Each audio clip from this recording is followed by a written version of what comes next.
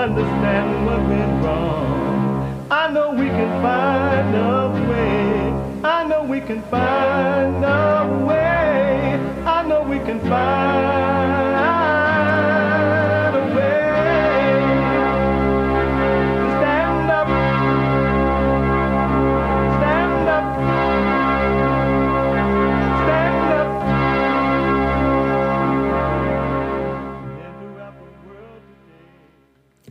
Uniting the races with truth instead of dividing them with lies. We're also rebuilding the family by rebuilding the man. I am James Hake, filling in for the Jesse Lee Peterson Show. JLP is out today, but he will be back tomorrow, is the plan. If the Lord be willing and the creek doesn't rise, he shall be back on Wednesday in time for Manhood Hour, and he will be back for the Women's Forum, third Thursday of the month, ladies, 7 p.m. at Bond in Los Angeles. As you know, I am the host of the Hake Report, and I do Hake news, not fake news, on the Jesse Lee Peterson Show, and some people say, gosh, Hake is so annoying, and I understand it, but I'll be filling in. We'll be taking your calls. You can call in 1-888-775-3773. That is 888-77-JESSE, Jesse. No I in Jesse, guys. Get it together. The I in Jesse makes it a girl's name, generally speaking. Yeah, and I am wearing a polo because it's in honor of Jesse Lee Peterson, who is out today. He's fine, by the way. Don't get into your imagination. We will have the Hake Report right after the Jesse Lee Peterson Show. We will have the American Anchor Baby after Joelle Friday TV, who is now live Monday through Thursday on the JLP radio network. Make sure you're following all of the different channels. JLP Radio Network, the Jesse Lee Peterson, the Fallen State, Bond, Rebuilding the Man, Hake, if you like. I appreciate it, but if not, it's fine. Joelle Friday TV, American Anchor Baby, also known as Gorgon's Ola. So make sure you're doing that. Who's doing the Hake News? It will be me. And I'm going to be trying to watch the chat, okay, guys? I do appreciate the chat. And we will get to a little bit of news, just a little bit. And, of course, a little background on me, how I came to Bond and work with JLP, and my political views, and Trump. I heard that he dominated the Iowa caucuses, whatever those are. But, guys, there is a biblical question of the week. By the way, there were some super chats that we didn't get to. I will read them, guys, but some of you guys may prefer that I read them in front of JLP. So I'll read the ones that I think may apply to me, that work with me, and maybe I'll read them again for JLP. How's that sound? And hopefully it's not too redundant. But there is a biblical question, guys. The JLP's biblical question of the week. And I'll take your answers if you want to answer the biblical question. Last week's was, do you have confidence? And some of you guys were like, there's no such thing. Boy, were you wrong. Make sure you catch Church with Jesse Lee Peterson. It is excellent. It is a highlight of the week. That's where you can catch discussion on the biblical question at length. But this week's biblical question is... What is this week's biblical question? Can you put it up? Let's see. It shows, why are you afraid of negotiating? Why are you afraid of negotiating? No wonder I forgot that one. Terrible. Why are you afraid of negotiating? And shout out to SHAWN, the producer, putting the excellent footage. I was looking at the footage in this clip. If you're listening to the audio podcast or the live audio feed, SHAWN, the amazing producer, the best producer for the Jesse Lee Peterson Show yet. At least the current best. producer of the Jason Lee Peterson Show. He puts chess pieces on them. Nice. Falling chess pieces. Because you don't want to, you're afraid to negotiate. So you go, I don't want to do that. You know, Trump is a really good negotiator. He is. It's what he seems like anyway. Because he knows that you have to work with people. He thinks he could even work with Black Lives Matter. Some of the people of Black Lives Matter. Talk with them. In my opinion, he may go a little too far with the playing nicey nice with the blacks, the criminal element.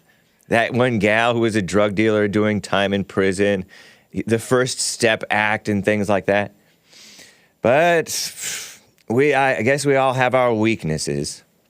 And maybe it's not a weakness, but I have heard with that First Step Act that he did with Tim Scott, Black Rhino, that people got their second chance and went out and committed murders. So, yeah, I'm for tough on crime Trump, not playing nicey nice with the black criminal element Trump. So, I would like to tell you guys about me, in case you're not familiar. Many of you guys already know my story. How I came to Bond and work for JLP, because you're like, who is this guy? He's annoying. I want Jesse. Because I know that feeling. Because I've seen guest hosting the Jason Lee Peterson Show when I was a listener 12 years ago or something like that. 12, 13, 14, 15 years ago. I'm like, oh, man. Some of them are all right, though. Or sometimes they did all right. But it's not JLP. I first came to Bond by way of church.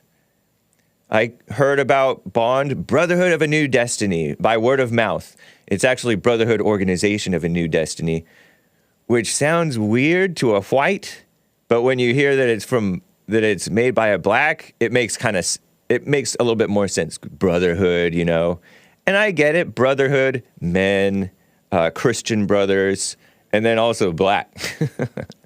He started out aiming towards the blacks, JLP did, way back in 1990. But I came around in 2007, February of 2007. I came to church, and Jesse wasn't there. He was out speaking somewhere, out of town, doing an appearance. But there were men running the show. It wasn't a woman-led church other than the pastor. Man pastor and then woman running the whole thing. That was refreshing to see men leading the service. There was a man leading the service. You guys have seen Doug over here leading the Sunday service. Joel Friday of Joel Friday TV leading the Sunday service, filling in for JLP when he was out of town. And so I'm like, I like that. And I liked the no excuses thing. I grew up conservative Christian. And so I knew that we're supposed to live right? And we're supposed to be able to overcome and be free and have peace and all those things. And I didn't have that. So I knew that some of these churches that said, oh, you're going to continue sinning for the rest of your life, that's not biblical. The Bible never says that. And so I was one of those Bible-believing Christian conservative guys, raised in a Christian family. So I came to Bond, and then the following week, JLP was back, and he saw me reacting to his message with, agreement. And he's like, when you come to church with Jesse Lee Peterson, you may get called on, if you so please. If you're like, I don't want to talk, he'll respect it.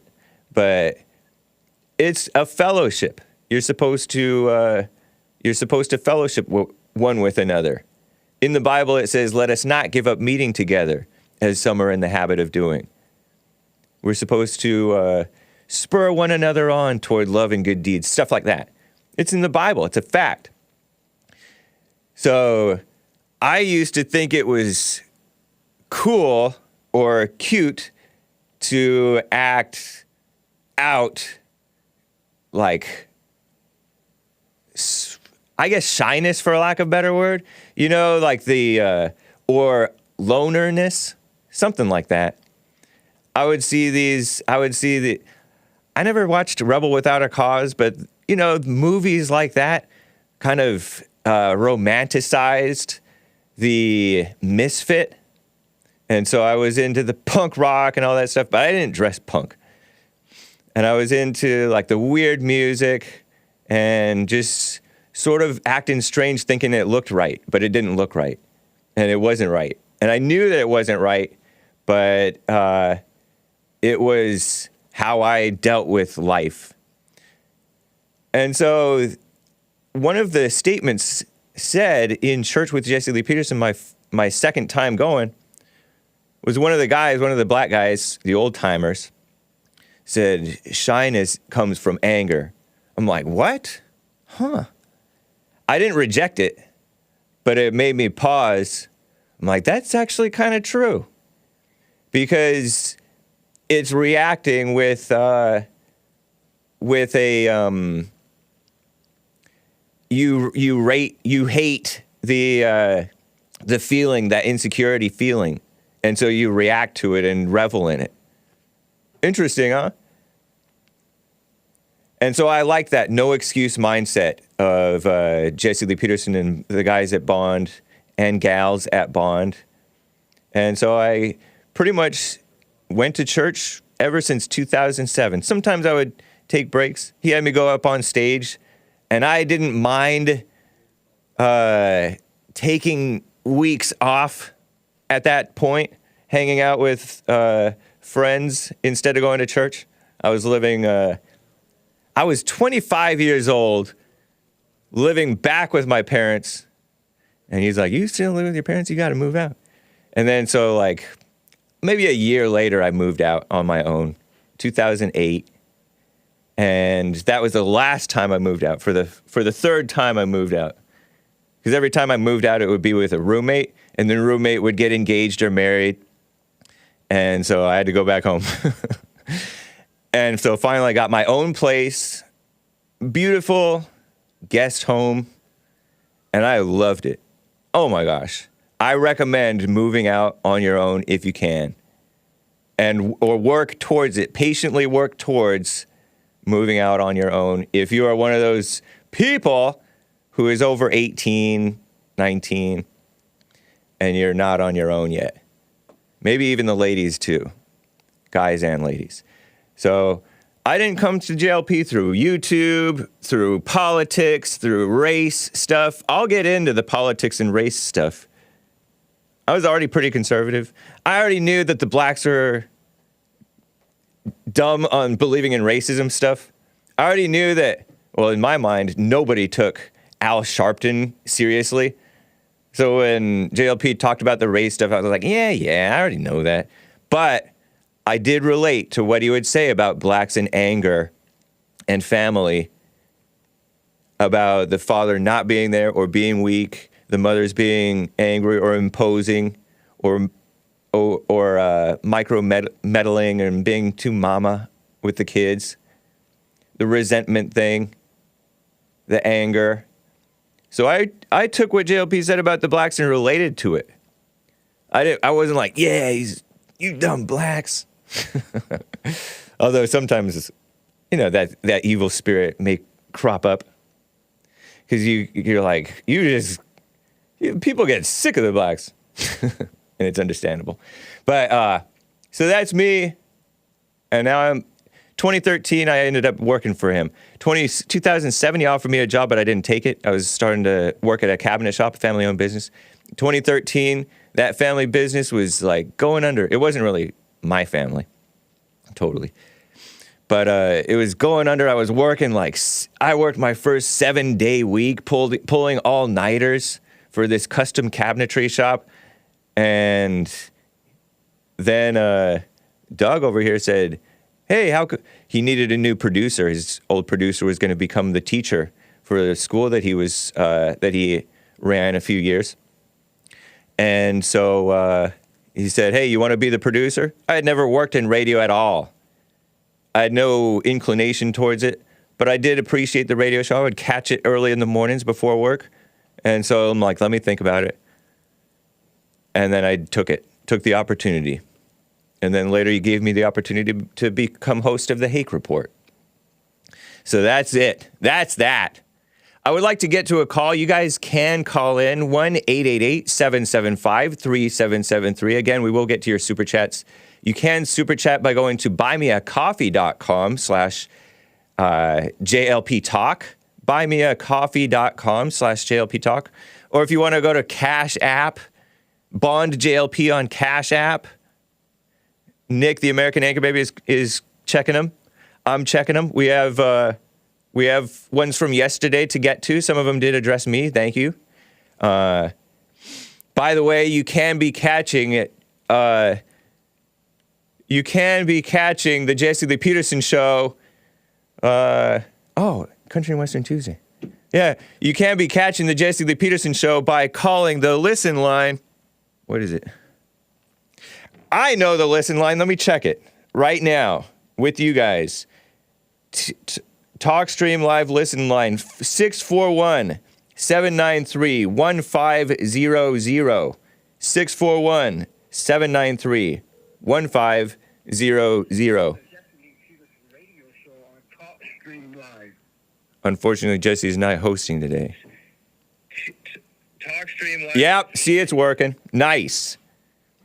So that's one of the ways you can listen if you're on the road and you don't have good internet service. You can listen through the phone line. I used to do that sometimes when I would be on the road. There's also, just go to jesseleepeterson.com/show. jesseleepeterson.com/show. Okay? And there's ways to listen and watch cozy.tv/JLP. White on the outside. What the? Cozy.tv/JLP. You can click the audio only thing and not use up the video data. Did you know that? So cool. Rumble.com/Jesse Lee Peterson. What's up, guys? Nice to see you. DLive.tv/Jesse Lee Peterson. YouTube, of course. What's up, everybody? Nice to see you. Kick.com/Jesse Lee Peterson. What's up, brother Sonny? Twitch.tv/JLP Talk 07, everybody. And of course, Twitter, X.com. Okay, before I get to calls, it's Country and Western Tuesday.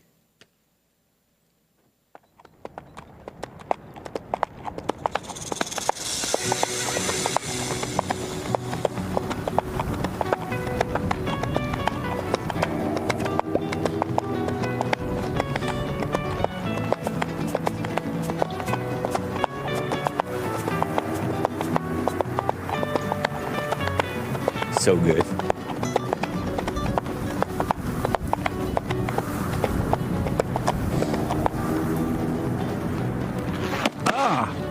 What a mess! He's not actually that clumsy, by the way.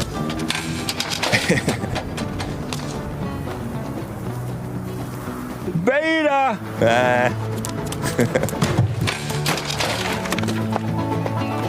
What the? Who let the dogs out? It's Sandy. Amazing! Amazing! Such a vibe. Such a vibe. So good. Thank you, Hassan, who makes those Country and Western Tuesday intros. It is Country and Western Tuesday. That's partly why I wore this. You know, it looks somewhat country. Oh, it looks sort of city in it, huh? They'd be like, blam, blam, blam. Dance, boy. Terrible. All right. Let me get to a call. Without further ado, Billy in California is on the line. Billy, thank you for calling, man, and thank you for holding.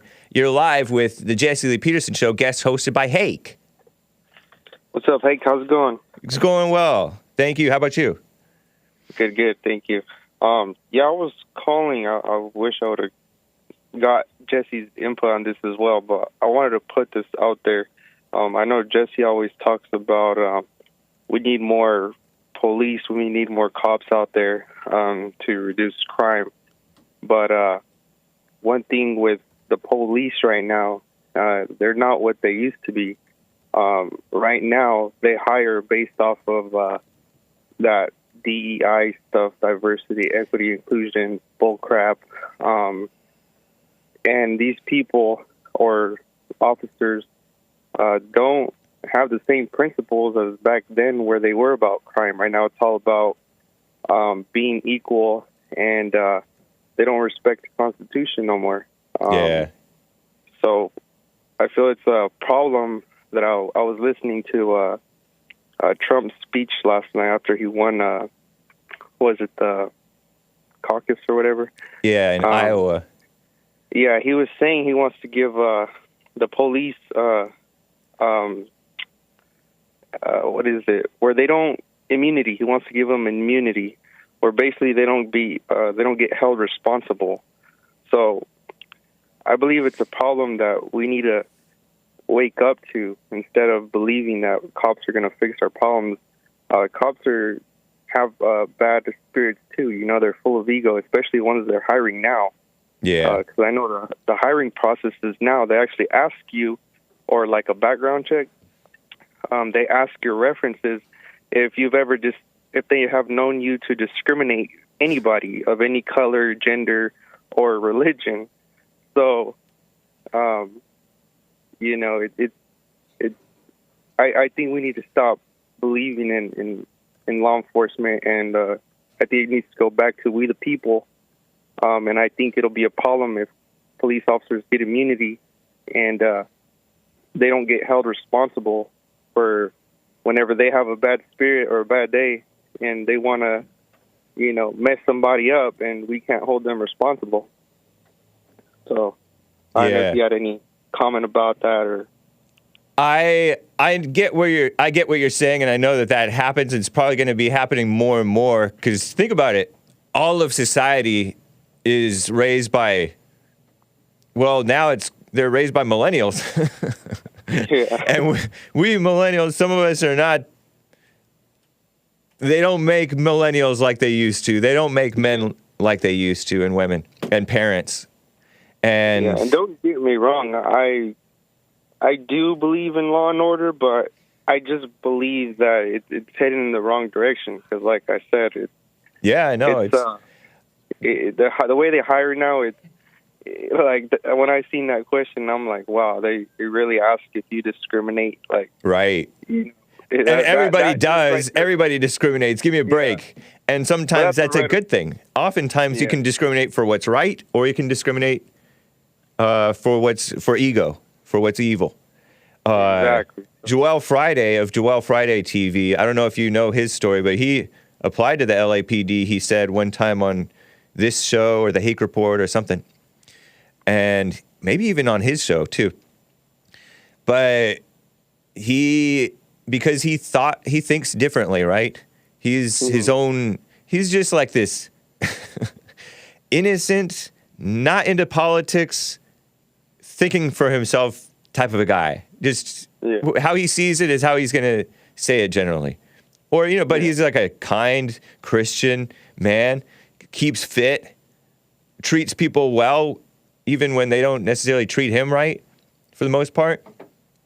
That's the best man for the police, but rejected, because they don't want independent thinkers. So I get what you're saying about the police. But I totally say that what you're talking about is going to be used for the evil people to let evil kind of reign. So I don't know what Trump said about giving them immunity. There are a lot of times that police have gone to jail or gone into trial or gone to a grand jury, their cases, you know, where they totally should not have. And that's been happening at least for 10, 12 years, 10 years since the rise of Black Lives Matter, you know? Yeah. I don't think that Derek Chauvin belongs in prison.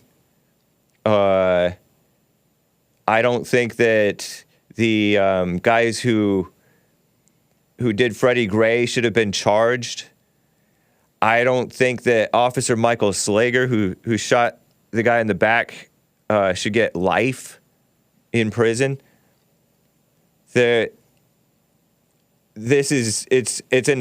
an attack on law and order right now. What they're doing. Yeah. The courts are at least as corrupt, if not more corrupt, than the police. You know, the juries are corrupt. So I don't know if I know that there is an old school American element, white American and others, who don't want to be bothered by the police and don't want to be bothered with the police and this so-called law stuff.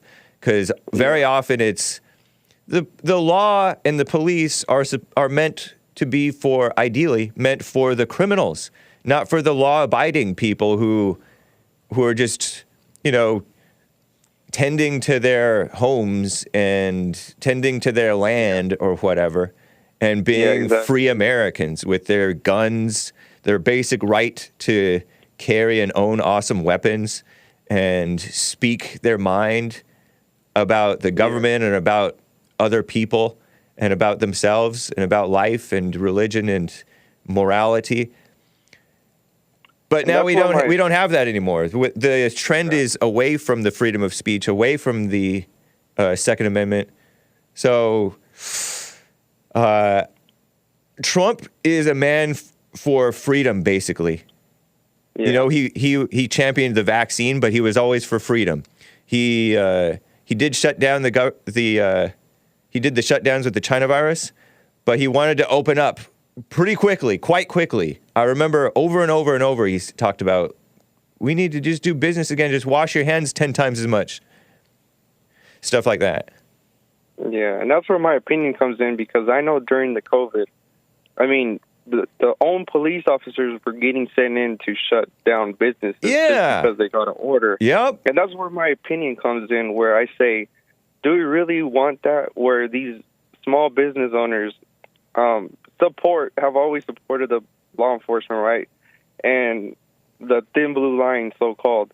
I see the thin blue line as a police game, because, of course, like you said, there is officers that don't belong in prison that have been tried for crimes. Right. But I see the thin blue line as they just, when one cop does do bad, when there is a bad apple or a gang of bad apples, they have to back the blue, right? Back their brother, and they turn a blind eye, and it becomes a bigger gang, a bigger problem.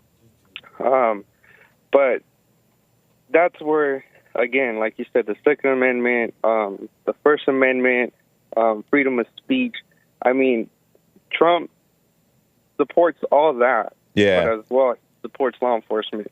But does he not realize that because some law enforcement get orders, they're the ones booking him, they're the ones processing him. Yeah. So that's where I'm like, how does this make sense? And believe me, I love Trump. I voted for him. I'm gonna vote for him again. Hell, I even got a tattoo of Trump. Wow. You're really into him. He's not my God, but, I really love what he stands for, but I know I can't agree on everything, but that's my opinion, and that's where it comes from. It's not just, I see it's a problem, again, in just law enforcement, where it's just not the way. It's going down the wrong road based off of where everything is going. Yeah. Making it, like you said, letting evil spread. And I don't know if it's just here in California, but they want to let illegal immigrants become law enforcement. Yeah, that's true. Hang on, Billy. I want to finish up with you after the break here. So hang tight. We'll be back in a moment. From evil within yourself or outside of self, you got to deal with it. And you need good in order to deal with evil. And God is good. You need to return to the Father. And you'll see within you, he will fight the battle for you. And he will fight it without, because he will show you how to deal with it. and you will have no fear. Love God with all your heart, all your soul, all your might, along with nothing else. Nothing else means yourself, your children, your wife, your things, your ego, your reputation, and all that. You can't care about any of that. The children of anger will use it to control you. But if you love God, he will renew your mind, and none of those things will be before him. And so when they go after you, oh, well, you may take my body, you may take my things, but you're not going to take my soul. And that's a true reality.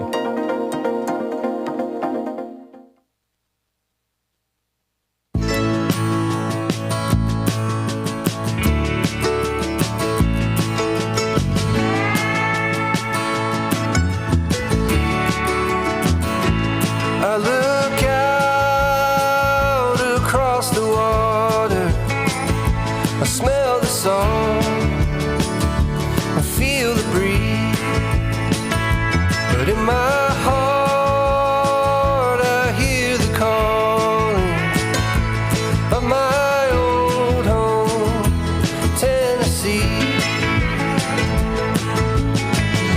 We don't know where these rivers flow, or why the wind chooses when and where to blow. The sun is gonna rise each and every time, but I've still got Tennessee. This is the Jesse Lee Peterson Show, guys. Shout out to Jesse Lee Peterson. He is out of town. He will be back tomorrow for the Jesse Lee Peterson Show Wednesday. We will have the Women's Forum, ladies, third Thursday of the month. Practically every third Thursday of the month is the Women's Forum. 7 p.m. at Bond in Los Angeles. Not recorded, not streamed. You can go to rebuildingtheman.com/events. Rebuildingtheman.com is the Bond website. JLP is a nonprofit. Rebuildingtheman.com. Rebuilding the family by rebuilding the man, right? What a nice line, huh? What a nice aim. But it's for women, too. So the Women's Forum, ladies, they are a highlight of the month, I presume, or I assume, because the Men's Forum, which are first Thursday of the month, 7 p.m. at Bond in Los Angeles, are a highlight of the month. And then, of course, church on Sunday, church with J.C. Lee Peterson, rebuildingtheman.com/church. For everybody, including the children. But don't let the kids be too crying. We don't have, like, child care, so you have to care for them yourselves. But anyway, by the way, we will have, as I said, the Hake Report after this. Joel Friday TV is now Monday through Thursday, 11 a.m. Pacific time. That's 1 Central, 2 Eastern for an hour there. We have... No problem. We do have American Anchor, baby, right after Joel Friday at noon, Monday through Thursday. And then on Friday, he does Nick Stream at 4 p.m. Pacific time, 7 Eastern, 6 Central. And they are so cool. Last week, I caught Nick Stream, the American Anchor, baby. I caught part of it on the day of, and then I listened to the rest of it the next morning. On my drive down to the beach, somebody said, Hake needs a tan. I've been going to the beach every week. But to your point, I should get outside in the middle of the day after the Hake Report and walk around in the sunshine every day. Nice. But anyway, you can follow those guys on their YouTube. Joel Friday TV is also on Instagram. They're also on... Nick, American Anchor Baby, Gorgonzola on Twitter, and D Live, nice, and Twitch. He's Gorgonzola on Twitch, cool, huh? Gorgonzola, with an H in there. Nice. Anyway, I want to get back to the calls here. I was talking with Billy out of California, and Billy Joel Friday said of the police that they don't even follow their own code of ethics sometimes. Which is true about the police, oftentimes. You know, they don't know the Constitution. They don't respect it necessarily. Because think about it, they have to kind of violate the Constitution because these people are so immoral and out of control many times. They're squirrely little guys, these criminals. But, Billy, are you there? I'm here. Nice. So, Yeah. So you're still supporting Trump. You're just concerned about the police. You got a Trump tattoo? Yeah, so this backstory about I mean, look, whether people like him or not, he's going to be an iconic president, historic president. He's always going to be talked about. Are you Hispanic? I'm American. Right. But you kind of have this accent, somewhat of an accent that sounds sort of Hispanic to me. Are you part Hispanic? Are my parents Mexican? Yeah. Are they like full-blown Mexican, or are they American? Yeah. Okay. Yeah. All right. Does that explain the tattoo more? No. I mean, I know that Mexicans aren't that into tattoos naturally, but yeah. No. I mean, I got it. You know, it was a new tattoo artist, and we were talking about politics, and he said, "Hey, I'll do a tattoo. I'll tattoo Trump on you for free." And, you know, just after talking, and then it happened. And so it happened. Were you on pot, or were you drunk? Were you high? I was on the COVID. So I didn't know that I wasn't sick. I didn't know I was sick, but I was sick with the COVID. You know. Oh, really? I had a. I don't want to call it COVID because the China virus. You had the virus. It was a sickness that didn't feel normal. It felt lab generated. It felt like crap. Forgive me, but okay. But yeah, I was sick with something, and so I don't know. Maybe that's what shadowed my mind. So you never got tested for the virus, but you surmise. No, I actually did get tested because of my fear. I ran to urgent care. Oh wow. Okay. Yeah, but actually now, whenever I do go to doctors, they always say I have a infection, and sinus infection, and they have asked me many times, like, "Oh, do you want to get the COVID test?" I tell them no, because I'm pretty sure if I do get tested, I'm pretty sure it'll come positive, and I probably won't even be sick of that kind of virus. But yeah, with the tattoo, I remember things have changed. I remember back then I used to hear conversations behind my back, like just normal people conversating, like say in a store, and now I hear nothing but quietness. Oh, so this is a prominent tattoo then, huh? Well, it's actually in the back of my leg, and I like to wear shorts a lot. Okay. So, and it's a picture of his face, like his Twitter profile picture? Yeah. It's like, a silhouette of his face. That's funny. Yeah, but there's actually, I remember... So you were kind of into him then. Were you into him and then you got kind of alienated at all? No. Disenchanted? I'm still a supporter, man. But like I said, you better be. I know there's things that I'm not going to agree with. Of course. But I don't get angry about it. I just simply observe it, and I thought it'd be a good topic to call in and conversate about, and maybe get the word out. Have you personally had bad experiences with police in your wilder days, or now that you're a good citizen, or did you ever have wilder days? I did, but I never really had bad experiences. I actually worked in a police department, not as an officer, but I worked in there, and I got to talk to them, and I'll tell you that a lot of the good ones are retiring. The older ones, right? The ones that really made a difference. And I don't work in there no more, but I see what they put out in the streets now, and they're just young kids. And there's a guy here in my town. People would call him a First Amendment auditor, but he doesn't like to be labeled as that. It's just a label. But what he does is he stands up for the Constitution, especially the First Amendment. And that's what he always focuses on is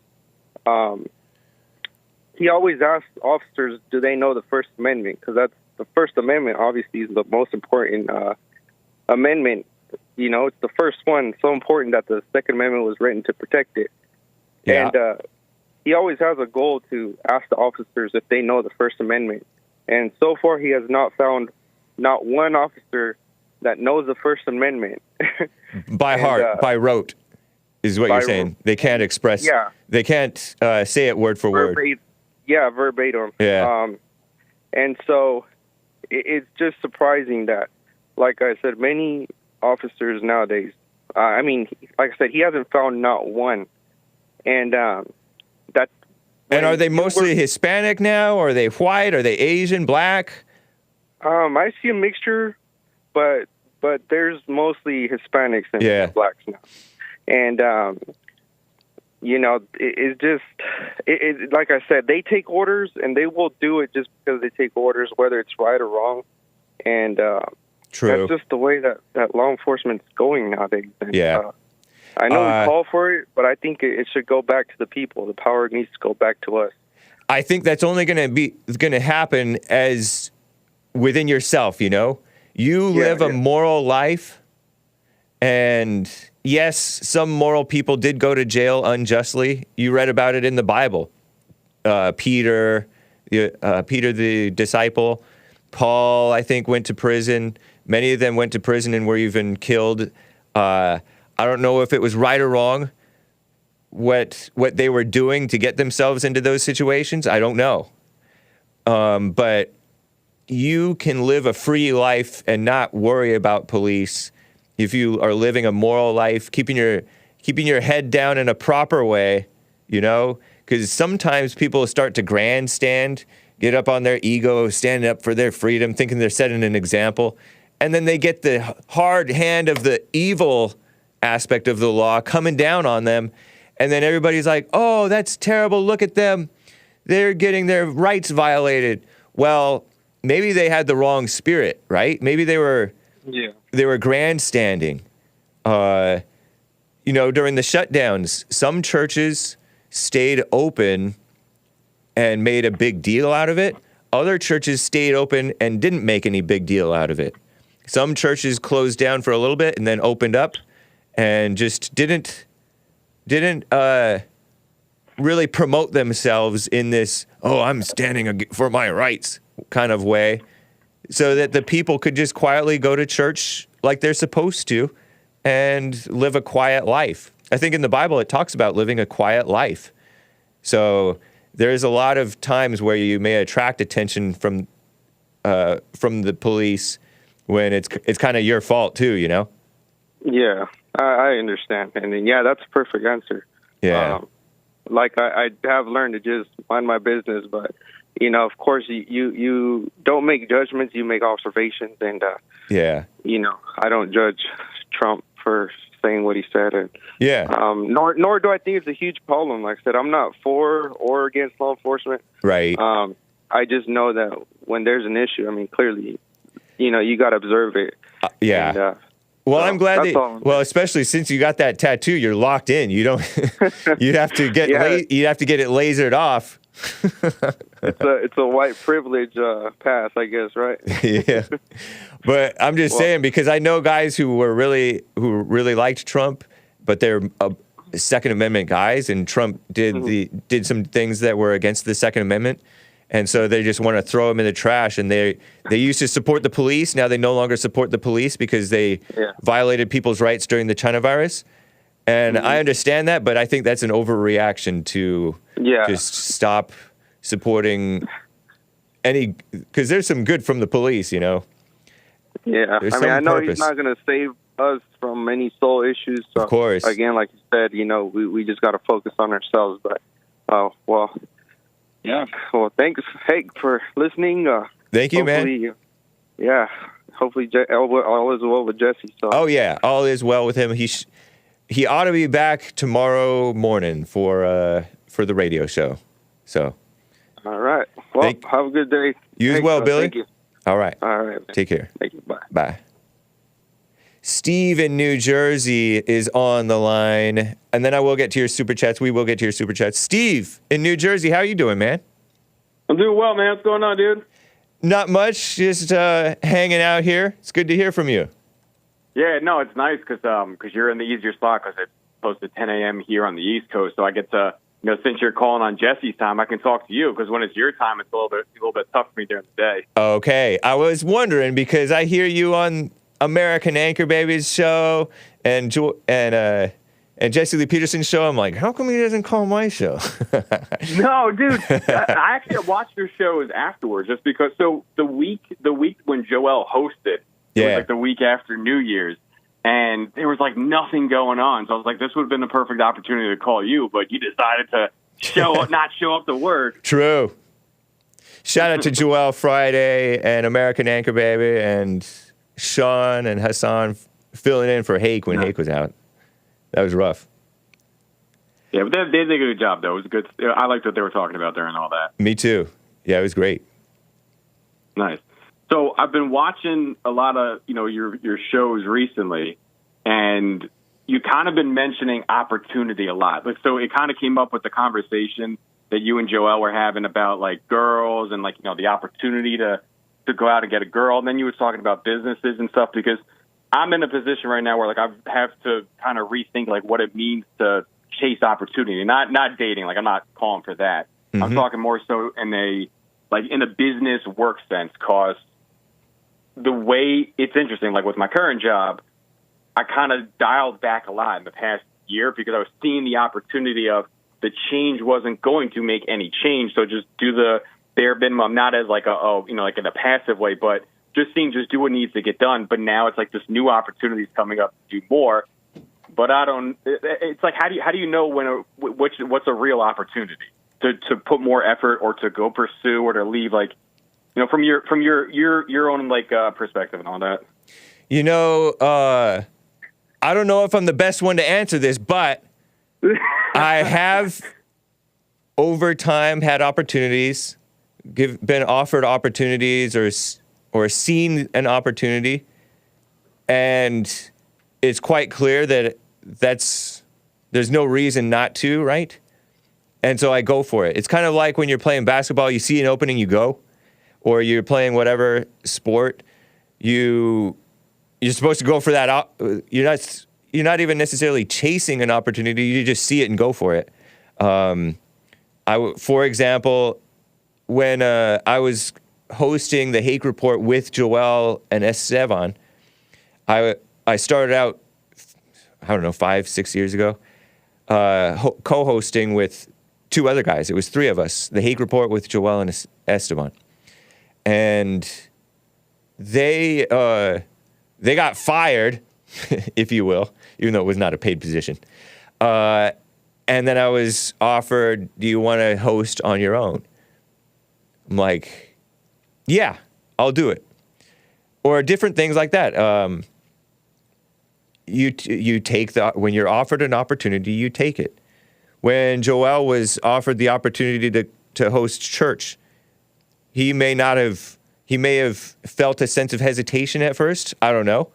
But I could imagine one feeling hesitance about sitting in front of a church and leading the church service. Joel says, pure fear, all caps. But there's no reason not to. He's on board with what Jesse's about. He's on board with Christ. And so why not fellowship? He has the same spirit in him, We can fellowship, like Joel calls his show. Let's fellowship sometimes, he says in his descriptions. So one of the things that stuck with me that Bill O'Reilly said at the end of his shows when he was still on Fox News, when you're given an opportunity, when you're offered an opportunity, when you have an opportunity in front of you, you take it. So, what do you mean, though, you said chasing opportunities? What do you mean by that? Right. So that's where I'm trying to, because what I'm listening to, listening to you right now, what you're saying is making sense to me, because I'm realizing that, oh, snap, I'm neglecting the fact that when something comes up, there is still that internal resistance to it for some reason. And I'm not really always really sure why that resistance is, whether I don't have, the confidence in myself or whatever it is. But I'm realizing oh, snap, there's been more opportunities that have come to me. I've just ignored them because of the thoughts inside of me, like the emotions that came with it. But with chasing opportunity, it's you see something you really, really want. So I'll use the example from church this weekend. I think one of the chicks was talking about like I didn't even say chicks like that. My bad. No, it's fine. It's fine. Just takes me back to my younger days. Go for it. Shout out to the chicks. No, she was talking about like going off in a career, and like you see what you think is an opportunity and you go towards it, but there's a lot of resistance and like it requires a lot of effort to make it happen. Yeah. So that's what I'm talking about chasing. So if you do, let's say, opportunity comes to you, you take it, like in the moment, it's like, oh, great, there's no internal resistance, you don't see any pitfalls, but as you're kind of tethering that and like unraveling it and you see like there's way more problems than what's with it, like how do you know if that's something you just keep pursuing or just kind of get off the ship? Oh. You get what I'm saying now, right? But that's somewhat. The chase that. Yeah. Yeah, because everybody talks about that with entrepreneurs. Like you got to chase, you got to go out and find it. Then once you got to find it, you got to stay with it and see it through. Like even if it's been a year and it hasn't worked, you got to be persistent when you could be screwing yourself up even more because you're trying to force that. You know what I mean? Yeah, I know what you mean. In that one chick's case, I don't even think of her as a chick, but okay. Jesse said something about, say it's the opportunity that you're chasing the opportunity or seeking the goal of becoming a lawyer. He said, don't think that you're going to get some meaning or a sense of accomplishment or identity. Oh, I'm a lawyer now. I can respect myself, because that's not going to work. And that's not right. That's false ego. That's not you. That's not who you are. And it's nothing really of worth except in like a practical sense in living in the world. There's some worth to having lawyer skills. But there's always going to be ego involved even in the stuff that you're supposed to do.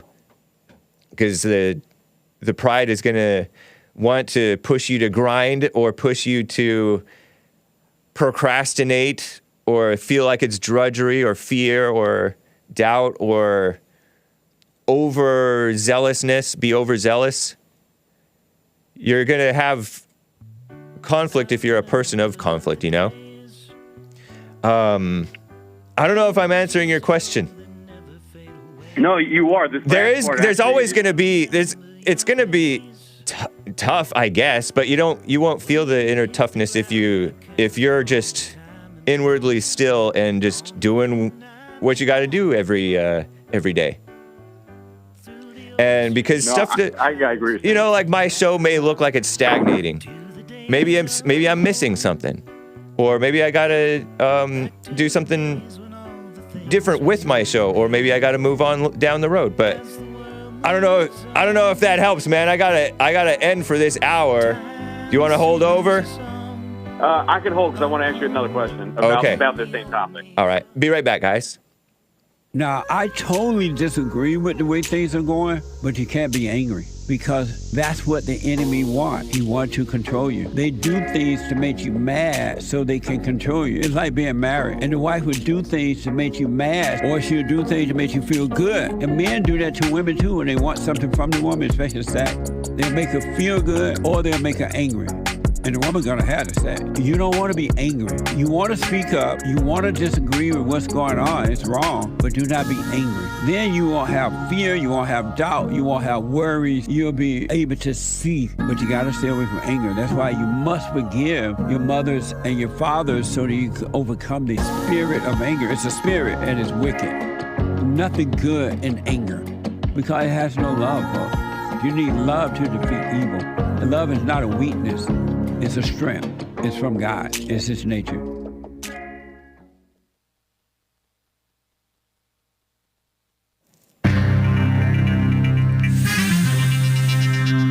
What's up, guys? A whole lot of mess going on in the world. This is the end of hour one of the Jesse Lee Peterson Show, guest hosted by Hake. JLP is out, but he will be right back tomorrow, guys. And he will be here for the Women's Forum Ladies, third Thursday of the month. First Women's Forum of the year. That's January 18th, 2024 AD, 7 p.m. at Bond in Los Angeles. Rebuildingtheman.com/events. You can call in. There is more than one line open. 888-77-JESSE, 1-888-775-3773. During Hake News, Not Fake News, our greatest President Trump got his first big win of 2024. They call it his first. I don't know if it's really his first, because he does nothing but win, right? All he does. In Iowa, yesterday, tens of thousands of voters stepped into life-threatening cold temps, according to the far-left female-run outlet The Skim, to caucus, whatever that means, which has the same energy as a neighborhood meeting, but with more popcorn buckets, they say. Within about a half hour of the Republican caucuses starting, Trump sailed into first place. Smooth sailing. No competition. No challenge. He won at least 20 of Iowa's 40 delegates, with more than 50% of the vote in the primary. Nice. That's the largest margin of victory in Iowa since 1988. Oh, Lord. Is that when George H.W. Bush won the primary? He was vice president under Reagan, I guess. Whatever. Trump says he feels really invigorated. Nice. Shout out to Iowa. Beautiful Iowa. The nail biter of the night was second place. Ooh, who's going to get second? The first loser. That's Florida Governor Ron DeSantis came in a far distant second. Right on, man. Beat that woman. Whoop that trick. I don't know if I can say that, actually. Sorry, kids. Don't say that, kids. Earning 21% of the vote. Not too shabby, Ron DeSantis. Former UN ambassador and South Carolina former governor, what a joke, Nikki Haley trailed closely behind with 19% of support. That's close? Whatever. DeSantis' campaign said calling Trump's victory early was absolutely outrageous. Oh, gosh. Okay, DeSantis. Shout out to Ron DeSantis. Nikki Haley maintained her campaign as the best hope of stopping the Trump-Biden nightmare. What? And set her sights on New Hampshire. I'm shaking my head. Why New Hampshire? A week from today, voters will head to the polls in New Hampshire for the GOP's second presidential primary. Haley could close in on Trump in the state, say the ladies at the Skim. Give me a break. They're pretending.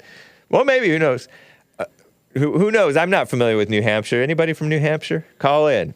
A recent poll showed his lead narrowed to single digits. Wow. Shame on New Hampshire, with DeSantis trailing far behind. No longer in the running is entrepreneur Vivek Ramaswamy, who dropped out of the race after landing in fourth place in Iowa. Wow, you let that woman beat you? And she's a fellow part Indian. So winning in Iowa typically gives the presidential candidate, quote-unquote, momentum, whatever that means. In Trump's case, it only solidified what many already knew. He seems well on his way to become the GOP presidential nominee. So congrats to President Trump. There is a ongoing, what passed its 100-day threshold? The Israel-Palestine war drama, or Israel-Hamas, if you prefer. Tensions in the Red Sea remained high yesterday as Yemen's Iran-backed Houthis hit a U.S.-owned ship. Wow. I mean, they're hitting each other. Yemeni group, Houthis, control most of the country of Yemen. They carried out more than 24 attacks on commercial ships since November. And the Houthis say that they're in support of Hamas, the Palestinian group, that Israel's fighting against or stomping or whatever you want to call it, that runs Gaza and launched the October 7th attack on Israel. Since then, the war has killed more than 1,200 people in Israel and more than 24,000 people in Gaza. It's a mess. I say we stay out of it. I'm James Hake. Now back to JLP, guest hosted by Hake, Hour 2.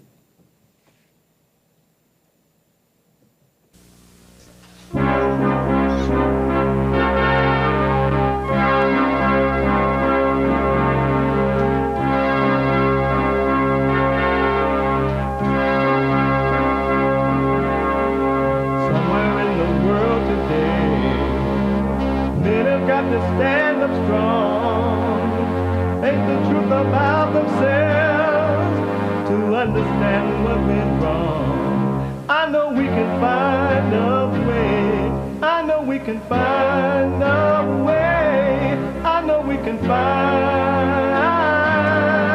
a way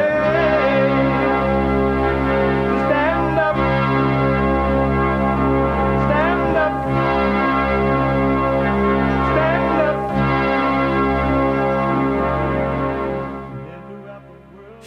Uniting the races with truth. That's right.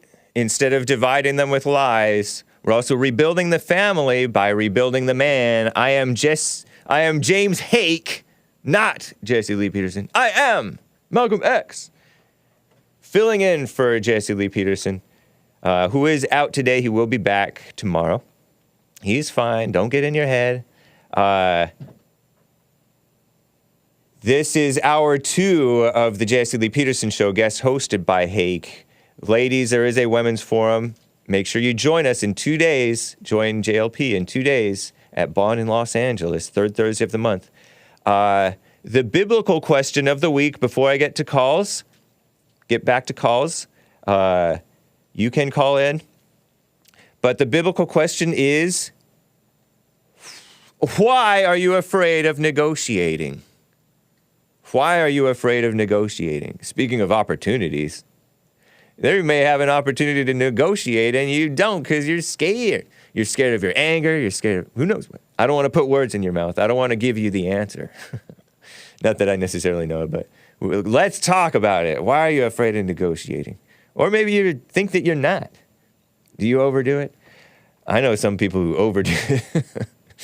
I know my former de facto producer was a mostly Jewish, Dylon. But anyway, you can call in 888-77-JESSE, 1-888-775-3773, and we will take your calls. See the super chats come in and appreciate it, guys. We will read your super chats shortly here.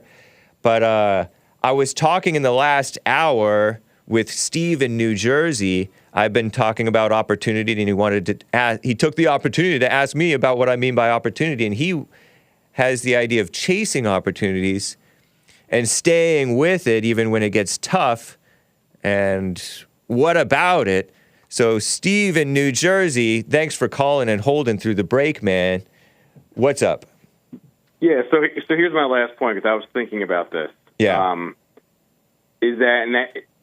I don't know why, to me, and this is something I got to kind of pay attention to, is why is finding the right opportunity and knowing it's the quote-unquote right opportunity so important to me?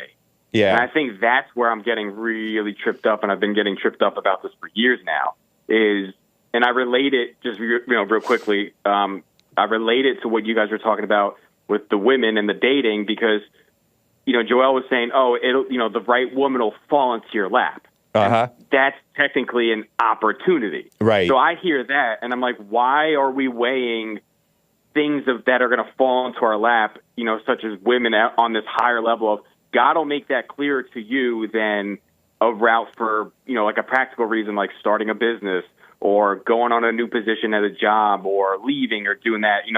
That's the kind of endless thought pattern that I'm realizing, like, all right, why is this all so important to me? Yeah.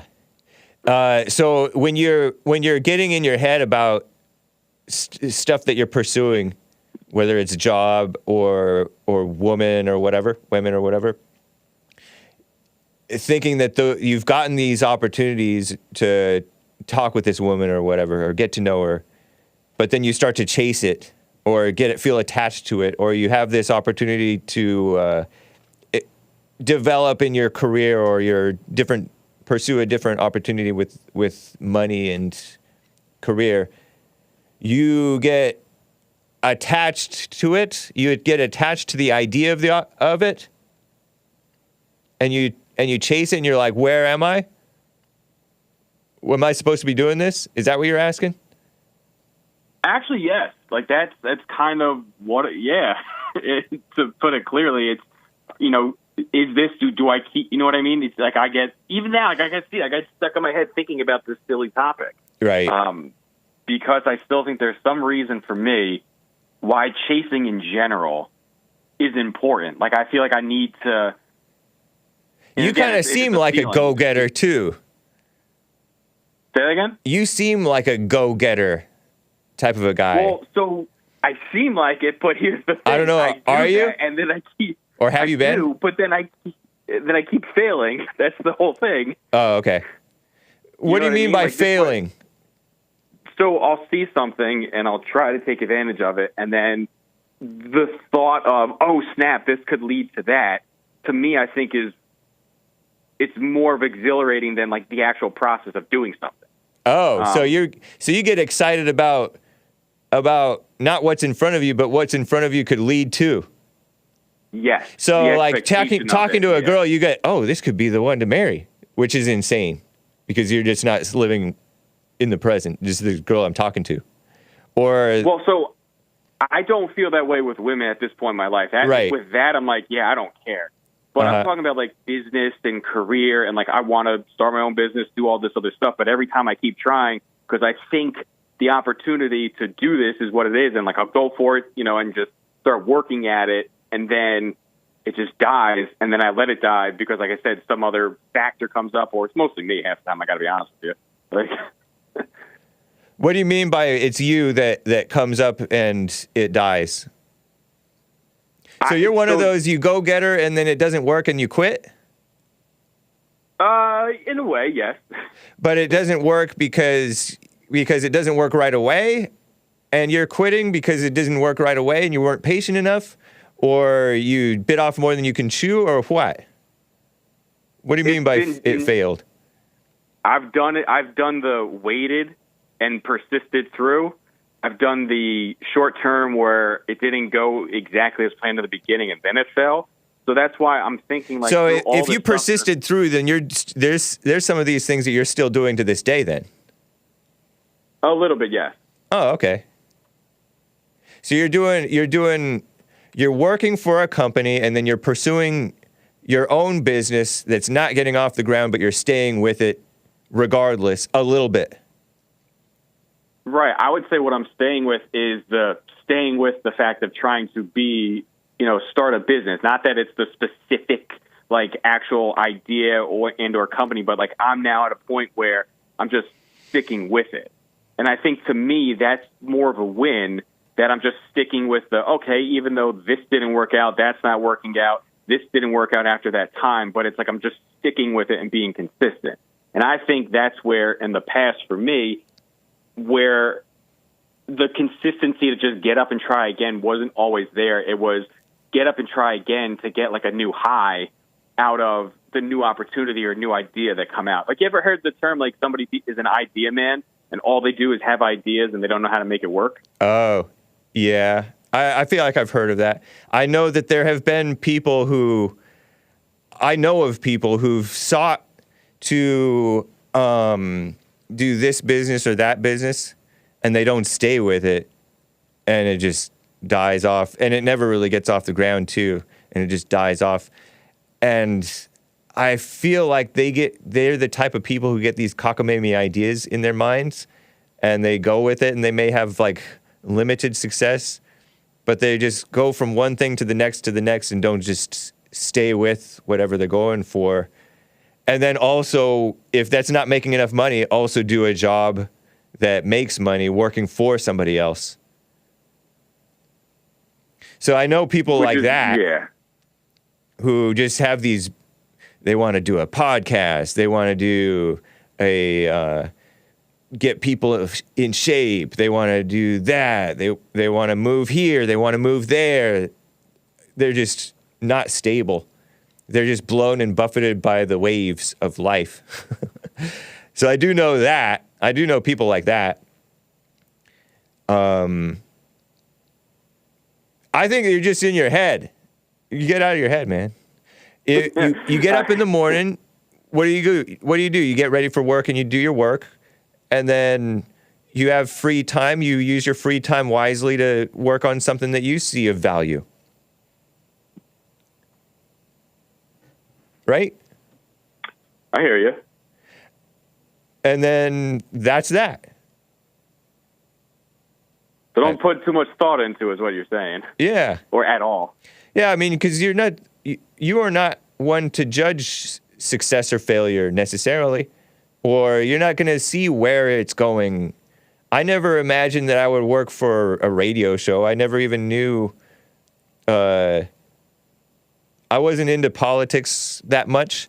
I wasn't into churchy stuff that much, but I just followed the opportunities, and here I am, whatever. And so I don't know. I'm just living.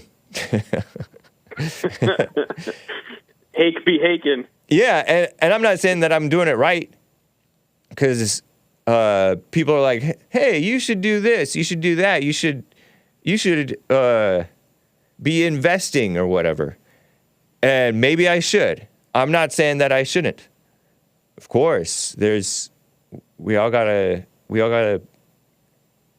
stay present. If you stay present, then you'll see the opportunities. If you're not present, you're gonna miss it. Pray without ceasing. The God is the provider. And he's the one leading your life. Supposed to be anyway, unless it's Satan in your head. Makes sense, I think. The last part helped out a lot. Thanks for reminding me about that. Yeah. Cool, man. Yeah, you do. You totally. All right, man, you seem like a go-getter to me. Although you do seem like you really analyze and get into this ego figuring out stuff. Oh wow, man, you're a smart guy, huh? Is that true, or am I wrong? Yeah, you're not wrong whatsoever. Yeah. Nice. Well, great call, man. Nice to hear from you. Yeah, man. Thanks for the time. I appreciate that. Yeah, of course. Take care, Steven. Steve in New Jersey. You got it, man. All right. Bye. Guys, we got to get to the super chats. I am remiss in not getting to the super chats. Super chats. Good morning, Hake. Good morning. How you? I'm fine. So, there are super chats that I missed from yesterday. I guess I got it. Yeah. If you want to come in, Nick, it may mix up the show a little bit. Let's have Nick in here. If you don't mind, Nick. American Anchor, baby. Wait, how am I going to read them? That's a good question. I'll read them. But how you doing, Nick? I'm doing fine. Thanks for helping make the show happen. Yeah, no problem. You're doing a great job. Cool. Appreciate it. White Lion NYC bought our coffee yesterday. Hey, shout out to you, man. You've grown over the past few months, and this was yesterday, from a stuttering beta to trusting yourself and your beliefs and correcting Jesse when he's wrong. Respect. Well, thank you, White Lion NYC. I always corrected Jesse on his grammar. But thank you. I appreciate it. Far be it from me to argue with a supporter, although I sometimes do it. Thank you, White Lion NYC, for the coffee. White Lion NYC bought another coffee on buymeacoffee.com/JLP Talk. Hey, did any of you notice me in the beach scene of the Obama movie? What the? Question mark, exclamation mark, question mark, mind-blown emoji. Do you know what he's referring to? No. I never saw any Obama. I don't think I've seen any Obama movies. I don't own a Netflix subscription. I seen that film.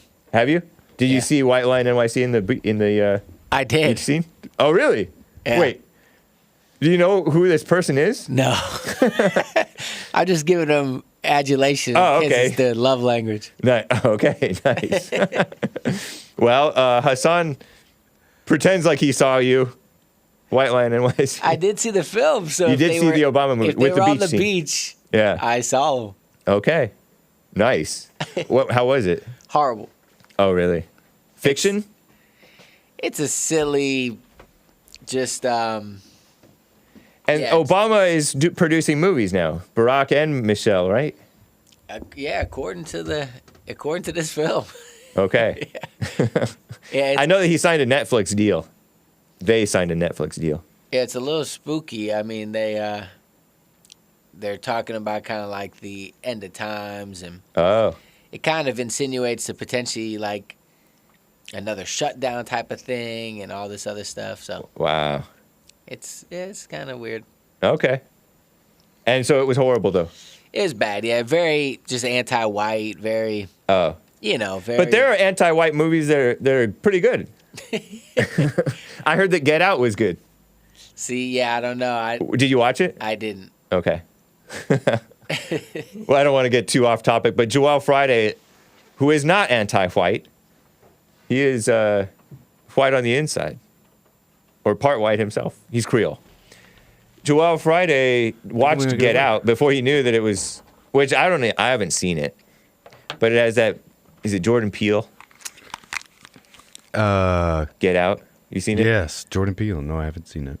I think what happens in it? I might have seen it. This black guy is dating a white woman, and they go to the family's home. Eyes Wide Shut party. Okay, and I don't know what Eyes Wide Shut is. Never mind. It's a movie, right? It's a Definitely classic. gotta disavow it for you. Oh yeah. Does it have Tom Cruise in it? Yeah, Nicole Kidman. And Nicole Kidman. Right. They have like they keep like some slaves or whatever. Right, and then they some people will accuse Jesse Lee of being in the sunken place. So I'm like, oh, it's an anti-white movie, and it's like acting like the whites are these scary people. Anyway, thank you, White Line NYC. We're not echoing or anything, huh? No echo? So far, so good? Oh, you just want me to move? And that Jordan Peele, he tried to redo Twilight Zone a couple years ago.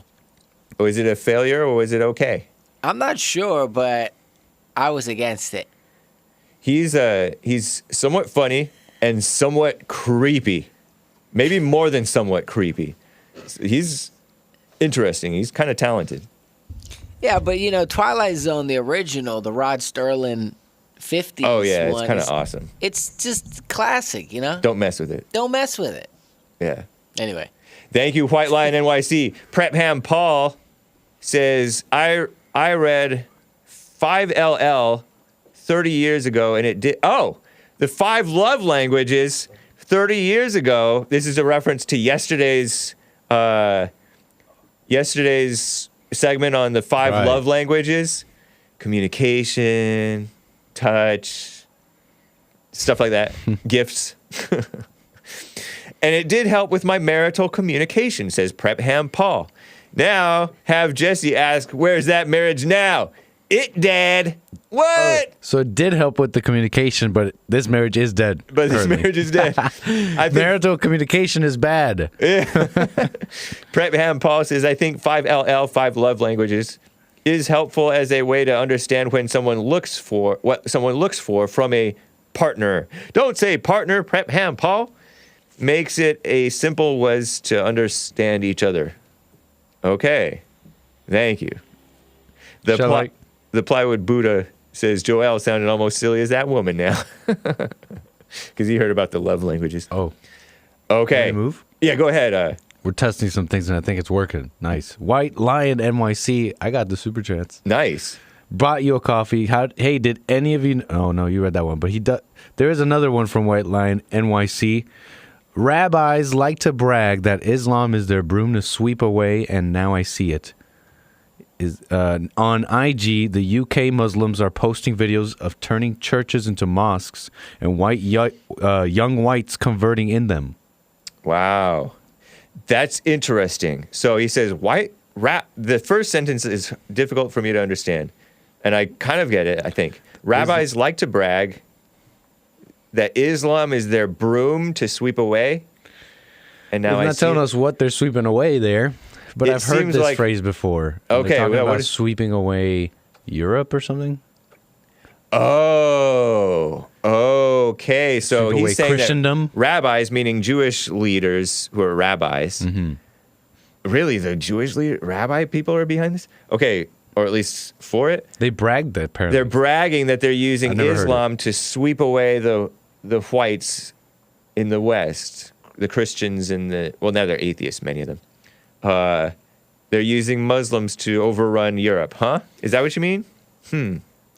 But these guys are also overreacting to a little, like, it's something in them too. They're overreacted to whites, you know, they call them weak. I see them go Muslim because they're like, look, Muslim, they stick together. Yeah. They don't let anybody make fun of you. The people who turn Muslim Right, are the white guys overreacting. that go, yeah. Yeah.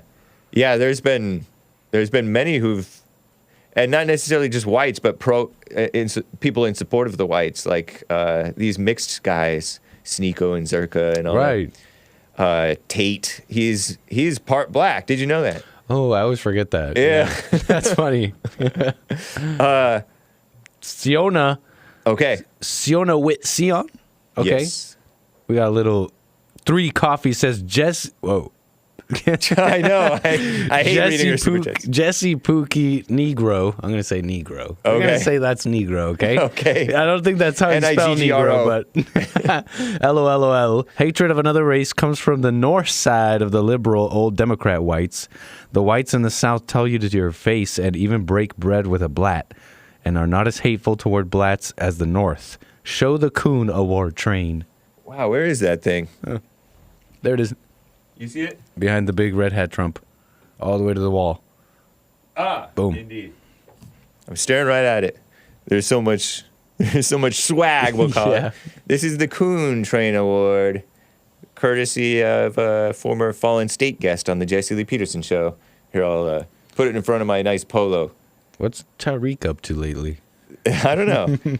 He's trolling people on Twitter with calling everybody suspected white supremacists. Plantation Celebration Award. Isn't that nice? I used to like trophies as a kid before they start. I was a kid when they didn't just give away trophies to everybody. It actually meant something when you won a trophy. Have they ever given a non-black a Coon Train Award? That's a good question. That would be cool. And I think a Hake report goal for 2024. Indeed. So thank you for the request, Sion with Sion, and for the 3 coffees. That's cool. White Lion NYC. I know I saw your super chat. If you, it says with a super chat on buymeacoffee.com. Jesse, please read the Talmud, Sanhedrin 55b, and let us know if you still support them. Imagine what the rest of it commands. Throwing out passages. What? This is for Bible Thumper Thursday, man. Is Talmud part of the Bible? Talmud Thumper Thursday. You looking it up? I can keep going. There's more White Lion NYC coffees. With regard to a Jew who unwittingly engages in something with an animal, is the animal stoned to death? Do we need both calamity? I don't know if that's part of the... Oh, you looked it. You got the Sanhedrin on doc. I looked it up, but I can't tell what's part of the actual so-called scripture or what. You got to be a rabbi. But it does sound like it's something to do with animals.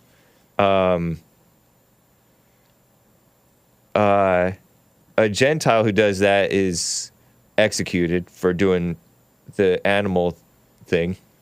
And yeah, there's no remedy for that. Yeah, I don't know. I mean, what remedy is there? Tell me, you're this person. It's whatever BC, and the Gentiles are doing that whatever. What's the medicine here? I'm joking. I'm just messing around. So he supports it. Imagine what the rest of it commands. I don't know, White Lion NYC, but thank you, man. What a mess. Yeah. Yeah, all you. Okay, White Lion NYC bought another coffee. Trump is a little hat and a Freemason. The only thing he's making great again is Israel. Don't believe me? Look it up for yourselves. Oh, I didn't know that he's a... So little hat means the kippah. Uh-huh. So they're not yarmulke. yarmulkes. Okay, whatever. I think that they're called kippah or yarmulke. I knew yarmulke first, but there was a guest on the Jesse Lee Peterson show who called it kippah. And That's also, he's a name. Freemason, and some Freemasons are worse than others. Only thing he's making great again is Israel. He did help Israel for sure. Yeah, I don't dispute that. I like that he got along with Netanyahu, who is, if you're going to support Israel, Netanyahu is your man. If you got to support Israel as an American, Netanyahu is your man. I think. The whole rest of the guys, you can say, oh yeah, Netanyahu said, oh, we're we're going to throw America in the trash and burn it and stomp it and suck it dry. Whatever he said. I forget what he said. What you guys said that he said. But regardless, he liked Trump. He didn't like Obama. So that's all I need to know. Then. And plus, he just projects manhood. He's like masculine. And you guys acknowledge that he is a nationalist for Israel, which you should be a nationalist for your country. And he doesn't seem that anti-American. I don't know. Well, apparently I don't care if he did 9/11. What? You could just look it up. True, look it up. Trump was making America great again. And I'll tell you why I support Trump later. Hopefully today. Nice. Nice. Thank you, White Lion NYC. Appreciate the support, man. Next, Amazing Asia bought a coffee. So that explains, this is a reference to yesterday. My love language is acts of service and affirmations I need to hear. I'm pretty, or I'll go crazy. Laughing face emoji with cheers coming out. What's up, Amazing Asia? Nice. That's funny. Are you saying that you do acts of service and you need to hear affirmations? Or you need to get acts of service from your husband, and then you need the ego false need to hear you're pretty or you'll go crazy. I had a girl tell me, you never say I'm pretty. And then she's like, I know that's ego. And she would talk about, oh, God made me. I didn't make myself pretty. There's no pride in myself being pretty. I'm like that's... You're in my league. You're not even that pretty. You're mildly attractive. And also, you don't need that. That's just, you're not even your body. But anyway, shout out to the ladies. Nice. Renever bought a coffee. My other super auto-corrected. But you get it. I don't know what other super. And I looked for it, Renever. Maybe you edited your super. But anyway, he says, love language? That's why men are funnier than women. It's a survival strategy, he says. Maybe it's also because men are more honest than women. Because honesty is funny. Well, that's the only time a woman is funny, is when she's super honest. But the problem is when she's just like really bitchy, like just really mean. Yeah. Quite nasty. And then it's kind of funny. And then you laugh and she's like, it's not funny. That is funny, man. Man, love languages, there's something built in the DNA to fail if you think about it. We have different love languages, and I'm showing you love by flipping my love language to you. Yeah. I'm denying myself. There's something wrong about this whole thing. Yeah, true. That's not Why can't real you just love. let me be me? Yeah, it's not real love. I hit you because I love you. I yell at you because I love you. Anyway, crazy. Shout out to the top contributors. Just because you cheat on her doesn't mean you don't love her. Indeed. And it's kind of true. I mean, in that fallen state, messed up love, it's true. Right. I get that it Exactly. messes with her. You shouldn't do it, and you shouldn't let on that you do that if you do that. But it's not personal, usually. Although when women do it, it's personal. Okay, I saw this. You took me on a tangent with this cheating thing. No, go for it. I saw this. You got some top contributors coming up. I saw this show. Oh, and then we were almost to the break. Okay, so I saw this show that SHAWN recommended. And in this show, this man is cheating on his wife constantly, sneaking around, cheating. But he doesn't tell her. But she picks up on it. And then finally, she catches him, or she realizes it. And then what does she do? She goes and cheats with his best friend, his partner, police partner. And then she does it just to hurt him. That's evil. His cheating, yeah, it's evil, but his cheating is not malicious towards her. Nothing against her. He's cheating for her because he's like. Do you know what show I'm talking about? I don't know what show you're talking about. But True Detective. I'll explain that on the other First side. season. All right, guys. We'll be right back to the rest of your super chats. This is the Jesse Lee Peterson Show, guest hosted by Hake. Hang tight. Be right back.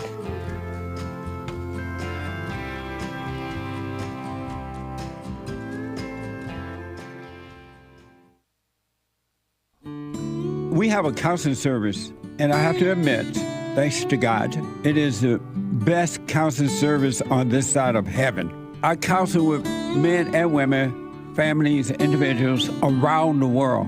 Most people are unhappy, they're miserable, they have rough lives, they're depressed, suicidal, young and old, of all races. I understand, I know why, and I do understand it. Because exactly what's happening in me is happening with everybody outside of me, inside of them. And I've noticed that with those who really, really, really want to understand, they overcome it just like that, out of one counseling session. If you need counseling, you can go to rebuildingtheman.com or call 800-411-2663. 800-411-BOND. Best counseling service on this side of heaven.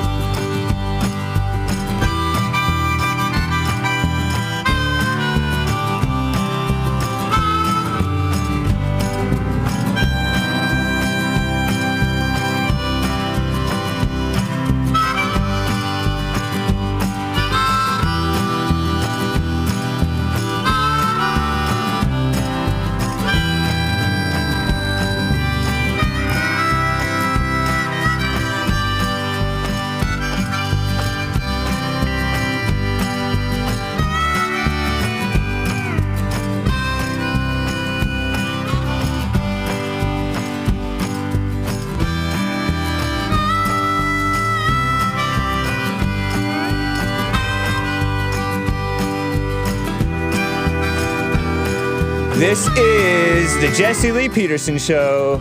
It's Country and Western Tuesday. Did I do Country and Western Tuesday yet? I don't think I did it today, this hour. It's Country and Western Tuesday. We do have, we are getting to your Super Chats, guys, but make sure that if you're not supporting Bond, you really ought to support Bond. If you see the value in it, you know? If you see the worth that JLP is bringing, and all of us at Bond are trying to bring you, be a light in the world, you know? Just put the truth back in the world, in love. Tell the truth in love. You can go to rebuildingtheman.com/donate if you would like to support. That's probably the best way to support Bond directly. Or you can call 1-800-411-BOND, 1-800-411-2663. That is the number for the office. We are open 9 to 4, Monday through Friday. You can call off hours and leave a message. You can call in and donate. Subscribe to our physical mail and or email list at rebuildingtheman.com/subscribe, or call in and give your info. You can call in your donations or mail them in or donate online, set up a monthly donation. That's cool. That's what I do. And nice. We have the Women's Forum, third Thursday of the month, ladies. Women's Forum, third Thursday of the month. Rebuildingtheman.com/events. Again, you can call the office. The local number is 323-782-1980. You can call the Bond office if you'd like to set up counseling. Set up counseling in person, as a couple if you're a couple, as a family if you're a whole family, or just one-on-one, or over the phone, or via Skype. And you can actually call the Bond office number, the 800 number, or the Jesse Lee Peterson Show number, or the network number, 888-77-JESSE, 1-888-775-3773 for free using Skype. You don't have to, normally you have to pay Skype to call a phone, but this is a toll-free phone number, so you don't have to pay Skype anything for that. So that's cool. You put a 1 in front of it if you're dialing from overseas or whatever. 1-888-775-3773. You know, I gotta play Country and Western Tuesday. It is Country and Western Tuesday, and it's a vibe. Here it is. Bring back, oh, bring back my country to me. Bring back Bring back my country to What the? Sandy. Who let the dogs out? Amazing. Amazing. So chill. I miss JLP. We want Jesse. We want Jesse. Right? Yes, I'm wearing a collared shirt. What the? Yeah, I'm wearing it in honor of JLP. I'm going to switch back to a t-shirt for Hake, I think. So don't worry, guys. I'll still be me. The polo for Jesse. So thank you, Jesse Lee Peterson, for allowing me to guest host. He was going to do replays, but anyway, we got to get to the super chats. By the way, quick announcement, guys. Joelle Friday is doing love language on the Joelle Friday show today. Hey, so make sure you call into Joelle Friday TV right after Hake, 11 a.m. Pacific time, with your love language talk. Prep ham, Paul, if you can. Nice. But it's the super chats. We got to get back to the super chats. We'll plow through some more of these supers. And in the meantime, you can call in and talk with Hake. Or if you have a question for the experts, I suppose we may allow the experts to comment. 888-77-JESSE, 1-888-775-3773. JESSE is how you spell it. Nick, the American anchor baby, we were talking about Super chats. Renee bought a coffee about love language. That's why men are funnier than women. It's a survival strategy. And you talked about, somehow we got on to cheating. Yeah. I forget how we got on to cheating. But I told this story about on this show that Sean recommended. Sean has recommended amazing shows. He guest hosted alongside Joelle Friday. And I haven't checked out all the shows that Sean, Jesse's producer, recommended, but one of them that he recommended was True Detective, the first season. And in it, this guy who's a beta cheats on his wife quite regularly. And he sneaks around and does it. He loves, quote unquote, the best in his beta love, his daughters and his wife. But still, for some reason, he feels the need to go out and mess around because, fallen state messed up fake love. And it's just, and I call it this sort of manly, unmanly, masculine, male evil of just raw feeding that lustful desire. That type of evil seems less evil and vicious and vindictive and mean and cunning than the wife who cheated on him in response with his best friend or his friend or his coworker or whatever, and told him about it maliciously. That just seems evil. Revenge. He wasn't doing it out of any of that. He was just doing it because he's out of control. And she did it because and I get it. It's a movie. It's a show, TV show. So she ends up sleeping with... She doesn't even sleep, but she just cheats and has the S word. With the other guy. Did I spoil No way. it? Yeah. That's Oops, I spoiled it. Because I think you're talking about Woody Harrelson is playing that one, the one who's doing the cheating. Yeah, the dumb By the cheater. way, spoiler alert, folks. So just be It is 10 years old, right? No, I know. I'm just joking. But it is, spoiler alert. Sorry, guys. And so you're talking about Woody Harrelson, but you're right. Cheating's for you, like, think about it. It's like a man. Yeah. He's going... And he totally shouldn't be doing that. Yeah. I'm not for it, but it just seems less evil than hers. He's going behind her back to find a little happiness for himself. Right. And doesn't tell her just so her feelings don't get hurt. Yeah. Cheating's for her. I don't know. I might have to disavow, but I kind of know what you mean. I mean, you shouldn't. I mean, you shouldn't tell her. You should also should cut it out. But I used to think that most people cheated. But even though I never knew anybody to cheat. I never knew that anybody had sex out of wedlock in my family. So only people, when I think about it. With my family, it was everybody got married first that I know of. Maybe like one or two didn't follow those rules. And also, it didn't get gossiped about if something did happen. Can't say I've heard of that either. I only heard of that with younger people. Yeah. Because it's not anybody's business. All these this smearing of these politicians with, oh, he cheated. Oh, I slept with him. That's just to attack the marriage and the wife and undermine the man, which is evil.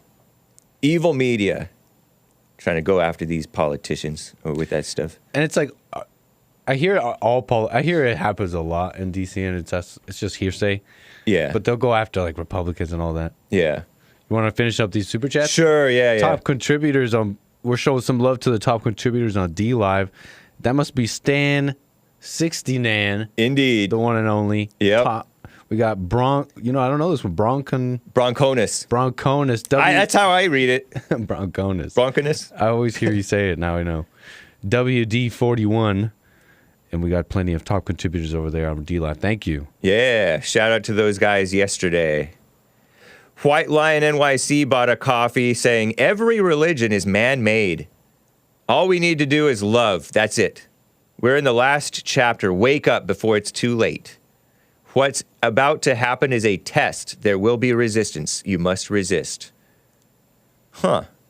Interesting, White Lion NYC. Resist what? I guess resist the temptation not to love, I suppose. What's about to happen, man? Don't leave us in the dark. I know. But then he says, both Jesus and the Antichrist are here. The Antichrist will be revealing himself soon. During that time, Jesus will be preparing himself. Everything must be done precisely to fulfill the prophecy. Huh. So he goes from every religion is man-made to talking about biblical stuff, which is interesting. White Lion NYC. I think of the Antichrist as partly, I don't necessarily think of it as just one guy. Maybe it will be one guy, because I kind of see it as a personification of the spirit that possesses all of us. The Antichrist spirit. You know, kind of like spoiler alert talked about in with his conspiracy theory about the George Floyd incident. George Floyd was facing down and he cried out to his mama, or his woman or whatever. Whereas Christ was on the cross and innocent, not a criminal, not a sinner, and cried out to his Father, an inversion. And I think that that's what all of us are, an inversion of Christ, into the mama, in the fallen state, fake love, selfish, and which was what Jesus was not. So that's my theory on the Antichrist. But can I add to that? So interesting what you're saying. And if you notice, all our neighbors and people watching this inverted crucifixion or whatever, they too, no matter how much logic and evidence, rationale, whatever, would not stop them from seeing hate in eyes of people and judging. Right. And so that they're like impossible to accept Christ in a way. Yeah, true. And there's no amount of knowledge and you can bring them right up to it and they'll see it. Let he who has ears to hear, let him hear, or eyes to see. Yeah, because people are really blind. And it's kind of like when I'm arguing with these people, or some people or super chats trying to catch me or catch Jesse Lee in some logical inconsistency or contradiction. Oh, you're not for white identity, but you're not for identity, but you're for White History Month. You're not for race politics, but you're for White History Month. Oh, you do the math. But that's not somebody who's really just can't see. It's kind of like when I was in first grade, I was presented with this math thing. It was taught math a little bit in first grade. And I didn't get it. I did not get it. And then later I understood it. Oh, I see it. Same thing with the spiritual things, I think. You just do not see it. And then you try to misapply other principles and or if you're just already judging the person, you're just trying to say, oh, he's not consistent. He's a hypocrite or whatever. Just a judgmental, blind person. But they just don't get it. You know what's so shallow about that is that person What they would achieve is just undoing what? Undoing White History Month. Right. And then what would we get? We would just sit there and be like, okay, you won, and nothing happens. I know. The mature person would see that the conclusion of White History Month is love. It's love for all people. Right. And it's a positive good. It's a net positive, you know what I mean? Yeah. Anyways. Indeed. It's about love. It's not about... and the country. It's America. Anyway, we will get to your calls, guys. But first, we got to finish, or at least do more of these super chats. Danny Moore bought a coffee. All right, Jesse and lads. Do you think a father should give life advices to their kids, or just let them go and find out for themselves? Says Danny Moore, asks Danny Moore. For example, make sure you choose a female that obeys you, etc., and don't be a beta asleep with your dog in bed. Sorry, Hassan, he beta. Laughing face emoji with tears coming out. What the? I think when the kid is a kid, I think it's good for the father to give a little wisdom, but don't be.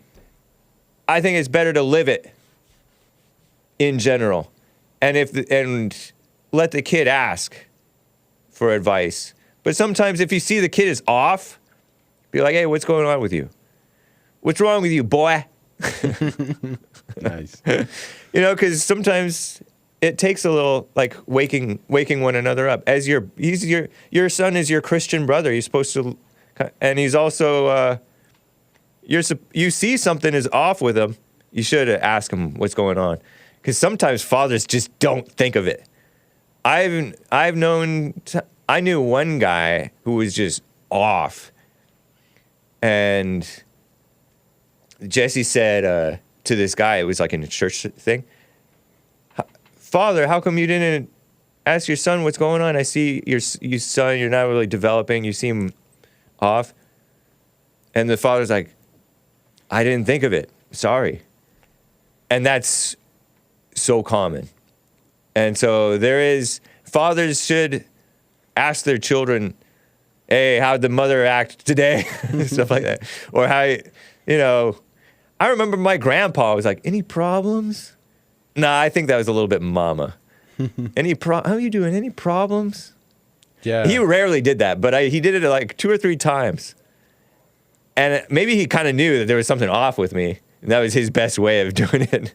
Like, no, I'm not talking to you, Grandpa. Yeah, that would not work with me, I remember. Right. But that... You could be a little bit more specific, like, you're off. Why are you like that? Or something. Yeah, that, like, straight up, like, is anything wrong? Like, that's mom. That would never work. But that's straight up, like, hey, you're looking like, that would, like, start working at my shell. And I would, like, break apart as a kid. I'd be like, yeah, something is wrong. Because kids are going to their mothers. Especially if it was a man. Yeah. Sometimes grown adults are going to their mothers for spiritual advice and all that stuff. So, yeah, Danny Moore, interesting. A father should give a little bit of advice, especially if he asks, and also you should ask him, like, what's up with you? Nice. Lamps bought 3 coffees, and there was light, says Lamps. Thank you, Lamps. That's cool. So Callous on Cash App. For stupid dog, you made me look bad. Okay.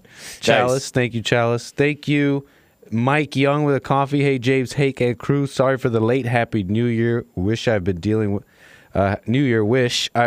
a lot of financial issues, and I have not forgotten you guys with the super class. And so thank you for another great year of 2023 on talking about the truth. Thank you, Mike Young, always there in the super chat. Thank you, Mike Young. Make sure you are taking care of yourself, handling your business first, and then support us when you can, as the Spirit leads. But no problems, Mike Young. No problem. Don't give in to any guilt or anything, or think that we're thinking anything. We're not thinking anything.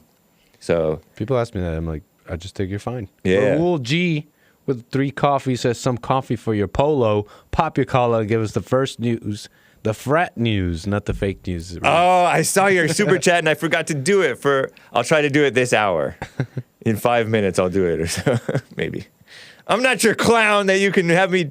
I'm not your trained monkey that I do whatever you ask me to do, but I might do that. It's funny. Nice. Mike Young bought a coffee. Hey, James Hake and crew.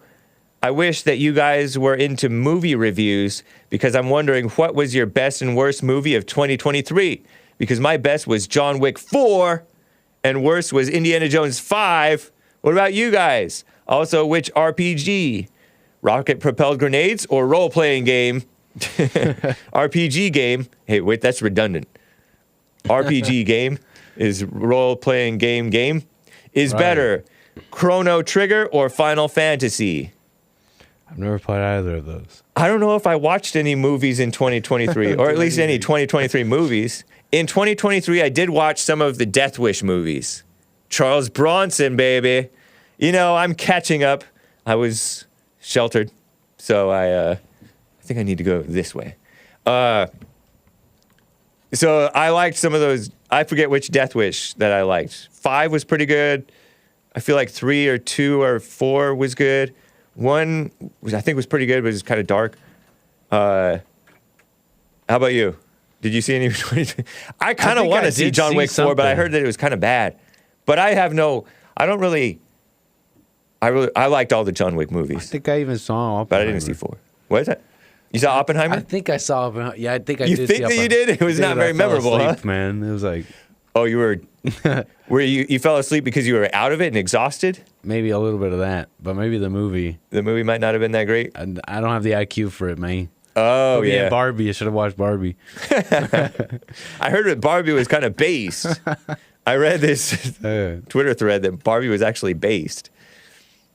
Well, if it's in a Twitter thread, I tend to believe it. Yeah. If it's on X, it's got to be true.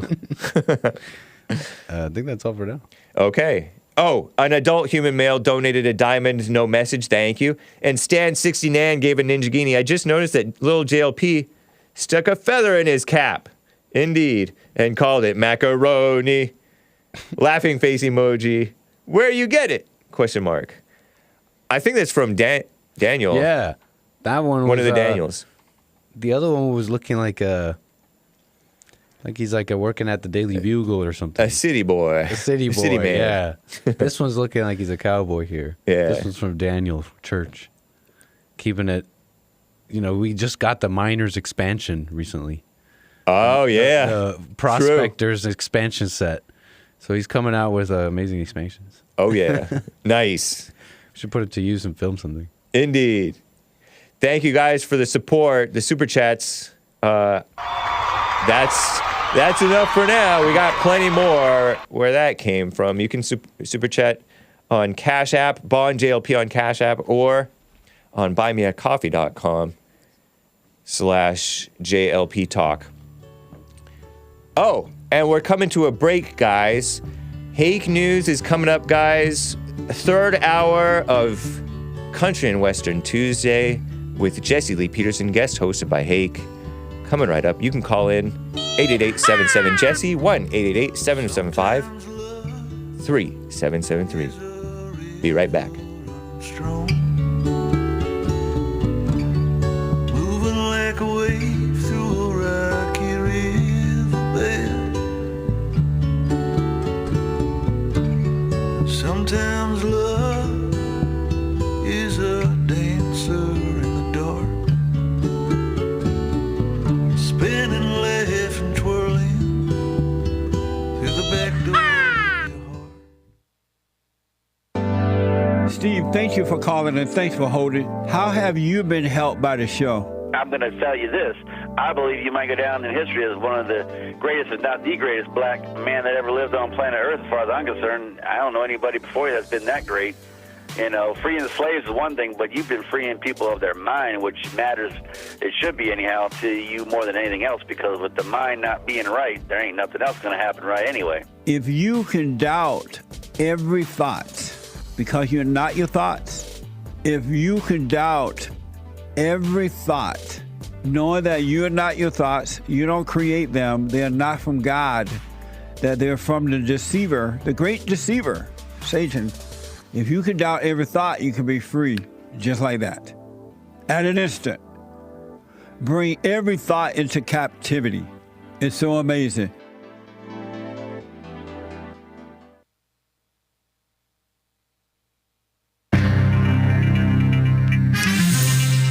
This is the end of hour 2 of the Jesse Lee Peterson Show, guest hosted by Hake. It is Tuesday, January 16th, AD 2024. Jesse will be right back tomorrow. Hake will be back in the third hour here, guest hosting the last hour of the Jesse Lee Peterson Show. American Anchor Baby is going to be live today. Before that, Joel Friday TV, and before that, the Hake Report. So we'll be getting to your super chats from the Hake Report. Women's Forum is third Thursday of the month, ladies. Make sure you join us. 7 p.m. at Bond in Los Angeles. It's Hake News, not fake news. You can be calling in right now during Hake News, not fake news. And I popped my collar for the super chatter. Gaza, Israel's war in Gaza, according to Commie Nonsense Network, CNN, has brought famine with such incredible speed, quote unquote.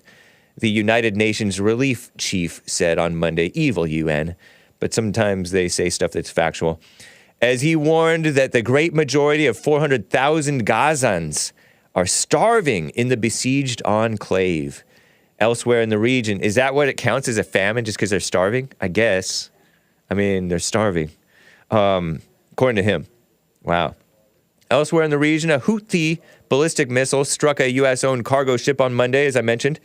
Yesterday, U.S. Central Command stated in a statement, the Yemeni militant group Houthis claimed responsibility for the strike against the Gibraltar Eagle, which appears to be the first time that the Houthis have successfully struck a U.S.-owned or operated ship, raising the stakes in the Red Sea after Washington, D.C., vowed that further Houthi launches would be met with a response.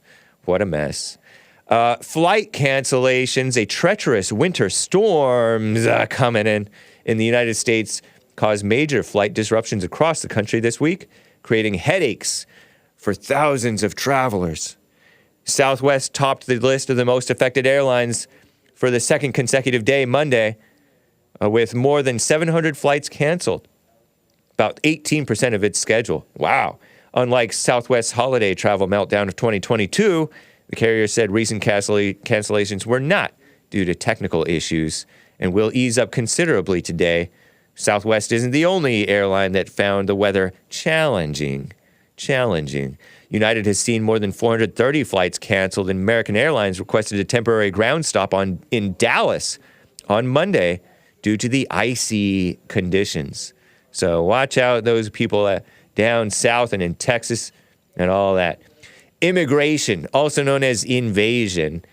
Authorities in Chicago scrambling to shelter the migrants in dangerous cold, the illegals, as Texas Governor Greg Abbott refuses to stop drop-offs. The Democrat governor of Illinois, is that J.B. Pritzker or something like that?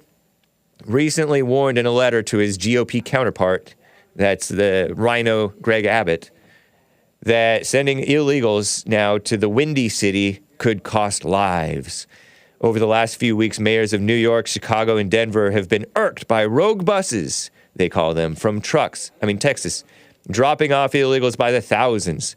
Abbott has vowed to keep sending illegals despite the freezing conditions, saying that until President Biden steps up and does his job to secure the border, Texas will continue transporting migrants to sanctuary cities.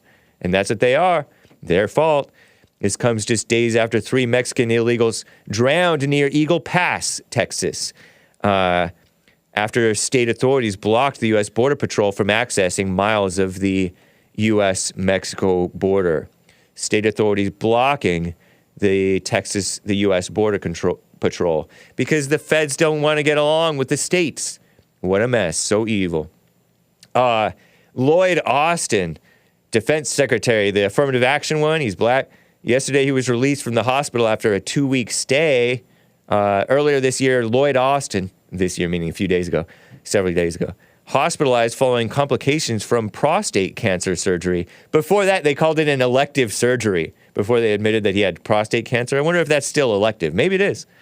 For days, he didn't tell the Biden administration or Congress, leaving military leadership in question. They say national security wasn't at risk.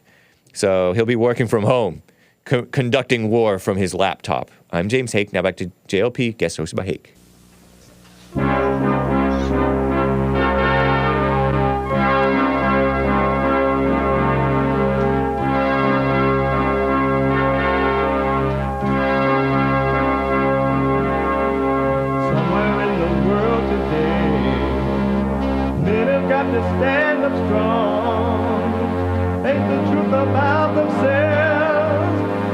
understand what went wrong. I know we can find a way. I know we can find a way. I know we can find a way to stand up, stand up, stand up.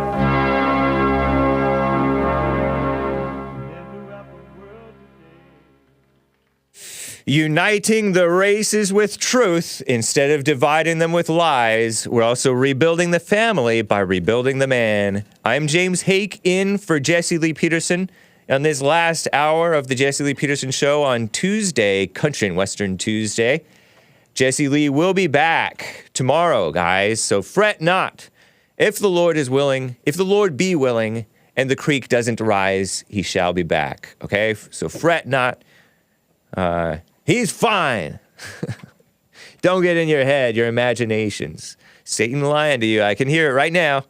I am filling in for JLP. The biblical question of the week can be taking your calls on the biblical question. Why are you afraid of negotiating? Why are you afraid of negotiating?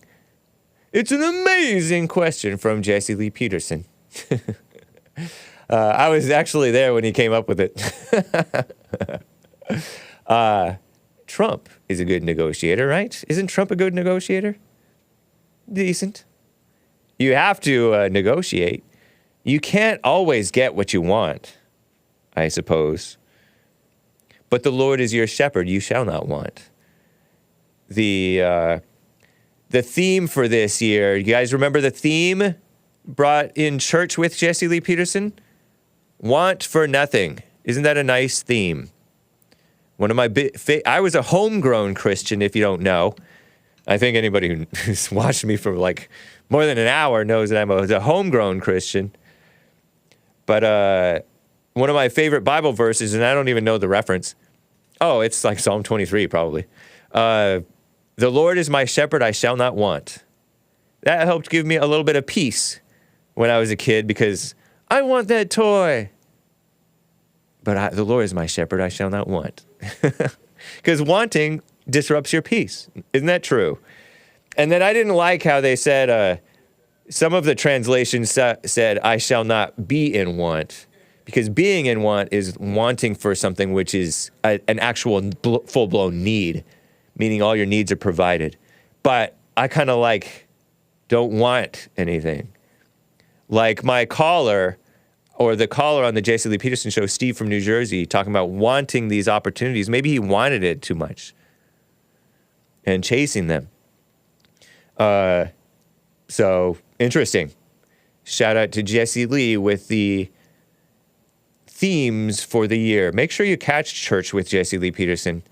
If you can podcast both the Jesse Lee Peterson Show, the Fallen State, actually. Did you know that?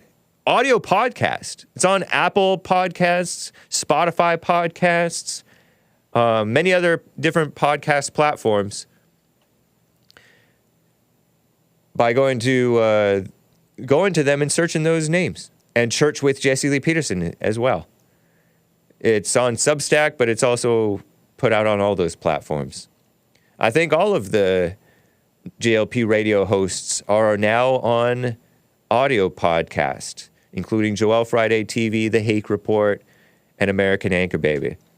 So rebuildingtheman.com/church for the links to the Church with Jesse Lee Peterson podcast, video platforms. And you can catch it live. You can join into the live chat, the Snake Pit, but be assured that if you're in the Snake Pit, in the live chat, I call it the Snake Pit, you may get distracted. Invariably, you will get distracted from what's going on. And you're more liable to get impatient with the chicks, as Steve from New Jersey called them, the ladies. So, whereas if you're paying attention, you will not get annoyed with the ladies who are speaking in church, even if you disagree with women speaking in church and asking questions and conversing and fellowshipping. Some of you guys do. You're going off this past Sunday about women, the chicks, the women, the ladies speaking in church, and some of them were quite relatable, and it was well worth hearing them talk, in my opinion. The Bible about not letting a woman speak in church notwithstanding. Because maybe it doesn't mean what you think it means, you know? You're misapplying it. Could be. Or maybe we're wrong. We might be wrong. But if you pay attention, you may learn something. Even while the ladies are talking. Even from your enemy talking. You can learn. Even from Hake. You think Hake is weak? But you can still pick something up. Even from, even out of that weakness. So, nice. I will be getting to your calls, guys. Some of you guys are calling in. There is more than one line open. 888-77-JESSE, J-E-S-S-E, 1-888-775-3773. It is Country and Western Tuesday, though. Nice. And it's mind-blowing. He black. I rest my case. Wow.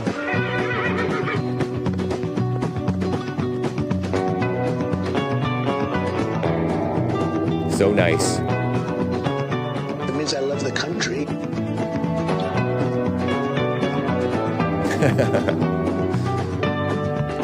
It means I'm fighting for the country. Bring back, oh, bring back my country to me. I look at two things, globalists and nationalists. I'm somebody that wants to take care of our country. Nice. Right on. Thank you, President Trump, and thank you, Jesse Lee Peterson, and shout out to Hassan for these beautiful, making me nostalgic Country and Western Tuesday intros. Sweet. Yeehaw. Yippee-o-ki-yay. Get on, little doggy. Terrible. Let's get to some calls here, guys. Sean in Florida is on the line. Sean, thank you for calling. Hey. Okay, how you doing today? I'm doing fine. How are you? Okay. Nice. Well, I have a question. Yeah. You mentioned something, earlier you mentioned something about the Antichrist system, and then you also mentioned something about immigration.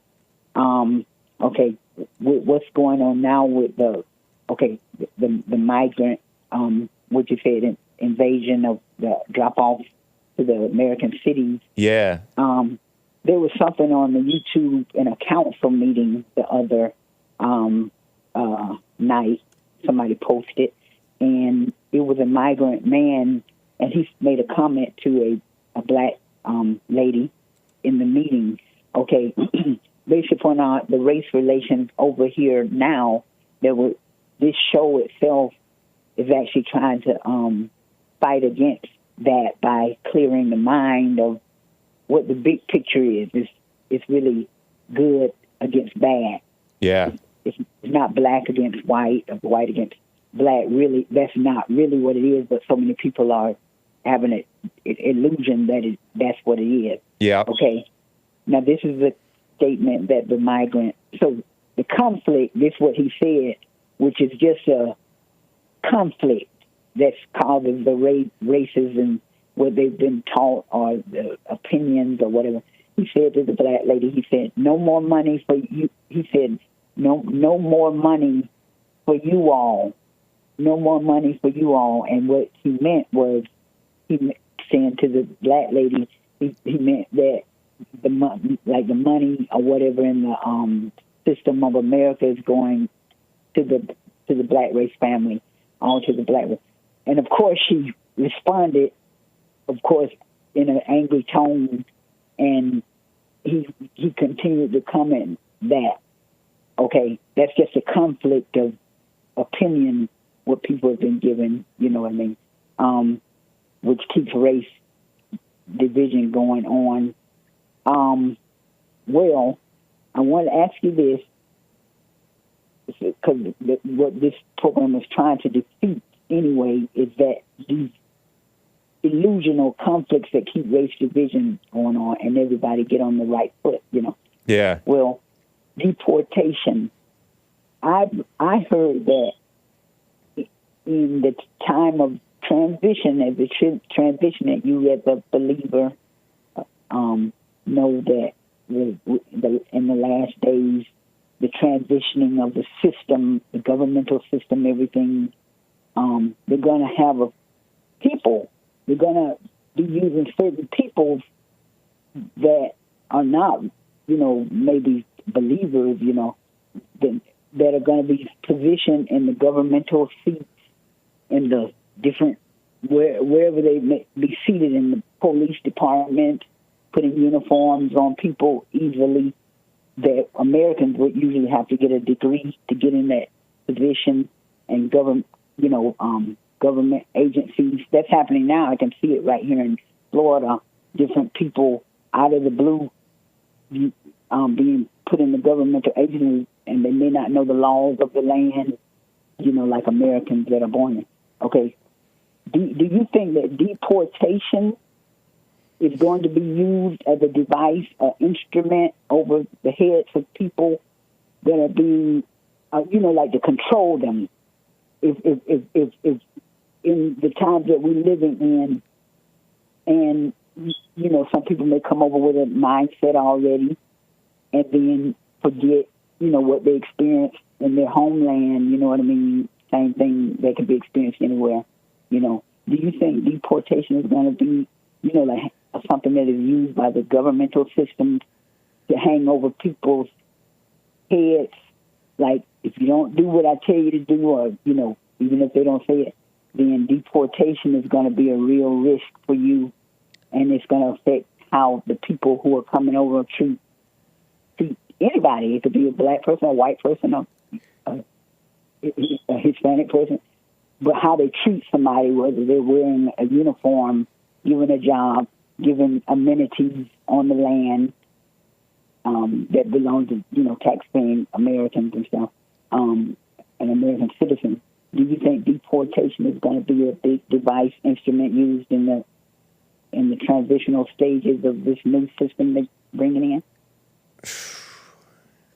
It could well be. It kind of already is. I hear you see it in TV shows and movies. Oh, we're gonna call immigration on you. Oh, for decades they've been using that on the people who've come here. Yeah, that's another. I suppose that is another form of control over the so-called migrants who come in here, who may not necessarily do what the government or the so-called worldly powers that be want them to do.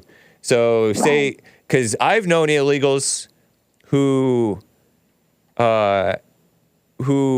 woke up and realized racism doesn't exist, and they became like conservative people and decent Christian people, I think.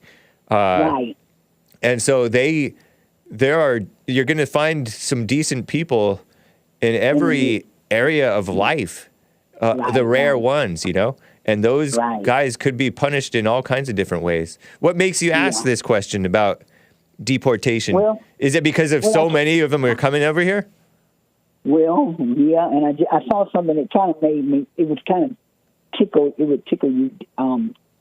President Trump, he was doing a speech where he's doing a caucus. He just won something along the political race. And he made a statement, something about when he gets in office, he's going to start the biggest deportation operation. But he said a couple of other things that were kind of, like a little comical, but comical in that, they're not going to let him in there with him saying that, you know what I mean? But he was saying about keeping the borders safe, but from so many people who are unknown. But just like you said, we know it's some good people that are in the mix too, and they probably will, because there's people who have come over here and got, the naturalization process. Yeah. They don't like what's happening in the way that it's happening with because with so many people coming in that are not known and that are not, you know what I mean? Right. So it's not just Americans, it's, born over here. Okay, well, thank you so much. What did you mean by, real quick, just to clarify, I have two questions for you. One, what did you mentioned the Antichrist thing. What did you mean by how did that relate to your question, Antichrist? Okay, now you mentioned earlier, you were just making a comment about the Antichrist system or whatever. It just brought to mind that, what I was going to ask you about the deportation control over people who are brought into the American land, the U.S. land, and put in different ones in different positions easily, and that may go to the head. But I know in the past I've heard some of the things, some of the elements that are going to be used to transition the United States into the Antichrist system, whether it's communism type of principles, socialism. Right. So that's why I was kind of connecting that. Well, when I even heard that it's going to be different people, then it could be people from Japan over here policing. I know. It can, and that you won't be looking at the local, whether it's your police officer who you thought was against you, but you thought was a white man that was against you when he wasn't. But you're going to see somebody from a whole other country, homeland, that's going to be in a police uniform that he won't even know the law of the land that you grew up with. True. And he's not going to be smiling, That's so true. The people who are coming in here, whether they're Hispanic or black or whatever, generally they don't value this First Amendment or the Second Amendment, the freedom of speech. They think there's such a thing as hate speech. And the young people who are born and brainwashed in our so-called education system, they don't believe in Christianity or freedom of speech or freedom of association. They believe in this racism stuff and hate speech. So when I heard the Michael man say that the black lady, I said, well, you still gonna say that it's the white man against you when it's everybody that can have, even a black-looking man can have these ideas because he may be from another homeland, another wash. Yep. Oh, you're breaking up there, Sean. Yeah, like I was saying, it could be even a black-looking man with the same hair, skin color, and he could have the same mentality about racism dynamics, because it is racism, and you can't tell anybody apart from how they look. It's racism. Not racism in the way that we believed it to be. It's just good and bad. Right. That's the whole bigger picture. But but people, they're brainwashed just think that it's the white man who gets the blame for everything. Yeah. When it's a bigger, I always leave this because that's what I experienced here. In fact, most people are violated by their own, or done injustice to, or got their anger from their own family, their mothers, whether they realize it or not, their siblings and fathers, and disappointment and all that. It was their own family who did them wrong first before anybody. Right. Yep. Right. So and then you taught them the wrong way, and they go out and they don't see the bigger picture. Yeah. That it's it's got to be. That's what's got to be adjusted. And then it's not the white man. Take your eye off of the white man, because it could be a white looking man. Right. And you're blaming the European white man, when everybody's guilty of this dynamic. Very true. So the race to come together to unify, but it's just a lot of, One quick question, a side note, Sean. Do you have a bird there at your place? I keep on hearing a cheep or a chirp or a beep or something.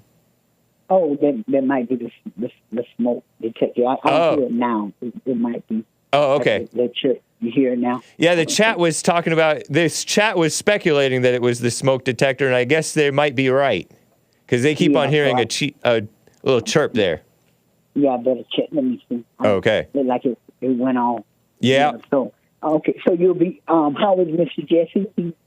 He's doing fine, and he'll be back tomorrow. Just out of town for a bit here. Okay. Yeah. Well, thank you. And I know. And then they have you do the Hake report. Yep. Right after. Okay.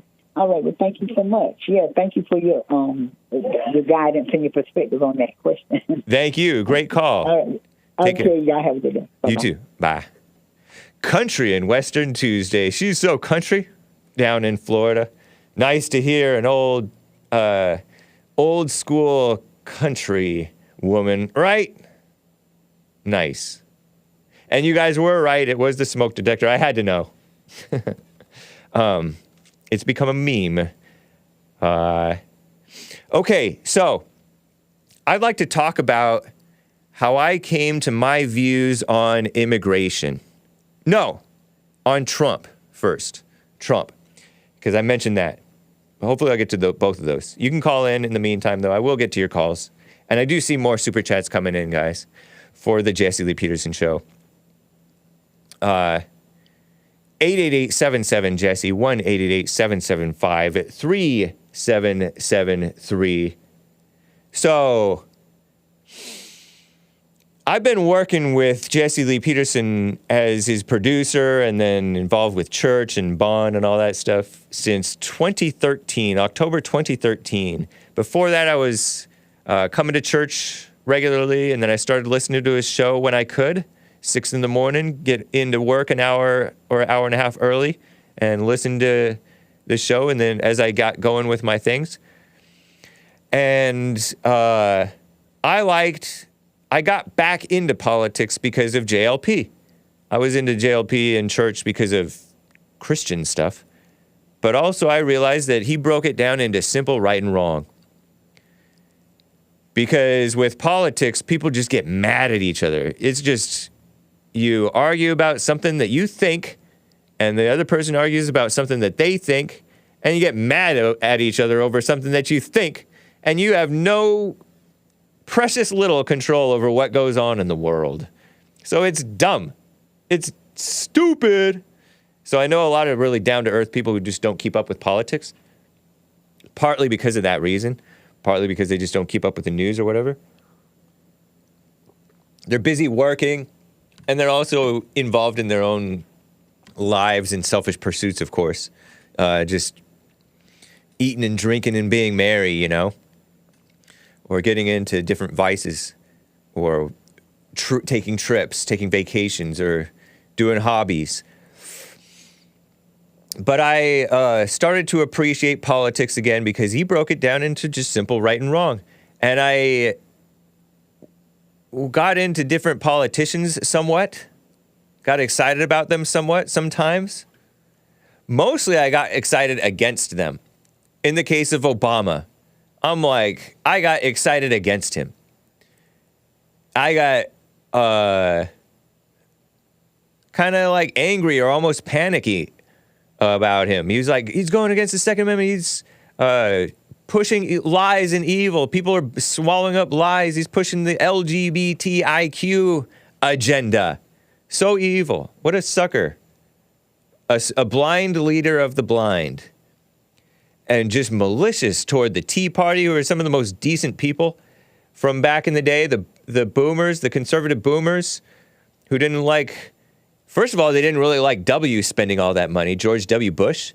And then Obama took that even worse, spending money like a crazy man for evil things. Obamacare and all that stuff, birth control. He was subsidizing birth control, and we have a not having babies crisis amongst the whites and the American blacks, honestly. Abortion, he was supporting abortion and subsidizing it overseas and stuff. What an evil guy. And so I got carried away hating him.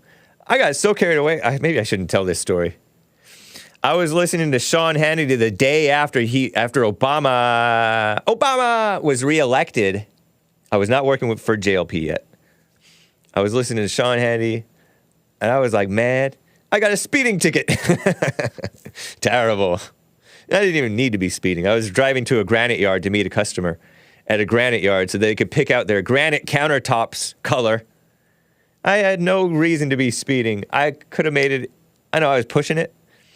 I would have been, probably just on time. But no, I got pulled over. Speeding ticket. The day after Election Day, because I was all heated listening to angry Sean Hannity about evil Obama winning his reelection. Well, I'm glad Mitt Romney lost. I'm glad he lost.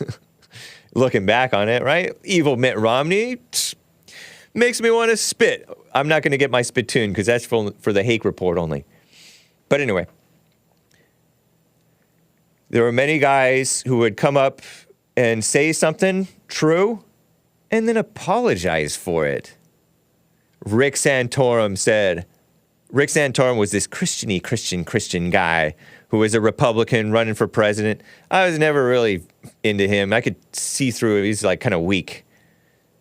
He's just a weak personality, nice Christian, But hey, I liked his stances. He's like, I want blacks to be working rather than having welfare. You wanted to cut welfare or something. I want blacks working. Oh, you're racist. You're saying blacks don't work? I didn't say that. I didn't say I want blacks working. I said I want...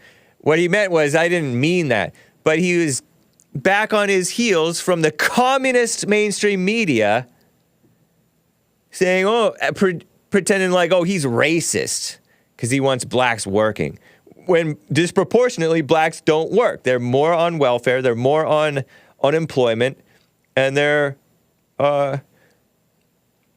Well, I'll just leave it at that. Oftentimes lazy, trifling. I didn't leave it at that. Grown adults. Ridiculous. Acting silly. Silly dude people. And I shake my head about that. And whites know it. We know it. It's not like we don't know it. So we can say it.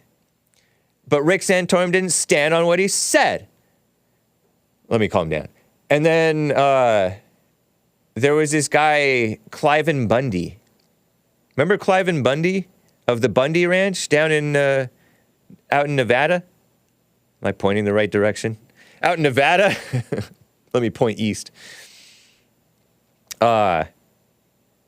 He said something to the effect of, I wonder if blacks were better off under slavery. They were working, they had families.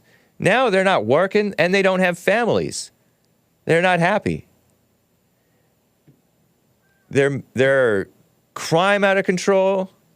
It's a mess. And they're bitter, pushing this communist, well, he didn't say this, but I don't know if he said this.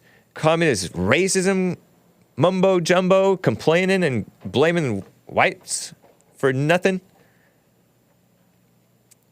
And he had the support up until that point because he was standing for his land against BLM. Not Black Lives Matter, but the Bureau of Land Management. The feds and this evil guy, Harry Reid at the time, was doing these land grabs, taking private land and using it for public use. And he had land and there was a land dispute. And so he had his little militia standing for their rights. And these conservatives were for him for that. And then he said this thing about the blacks that was true. And these conservative mainstream media people abandoned him. Glenn Beck and Sean Hannity. And I like Glenn Beck and Sean Hannity, but they abandoned him. Cowards. I'll tell you the different story about Trump after the break here.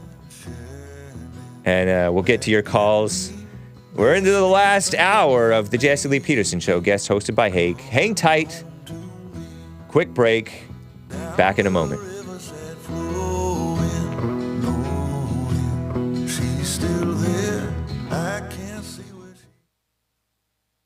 Check out my book, For Race to Responsibility.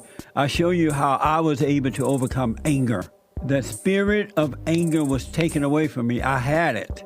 And as a result of having anger, I was insecure. I had doubt, worry, fear. I was in a fallen state and didn't know it. And it wasn't until I went and forgave my mother, who tried to turn me away from my father. I forgave my father for not being there and returned back to him. My spirit connected with his spirit, and through him, I was able to return to God.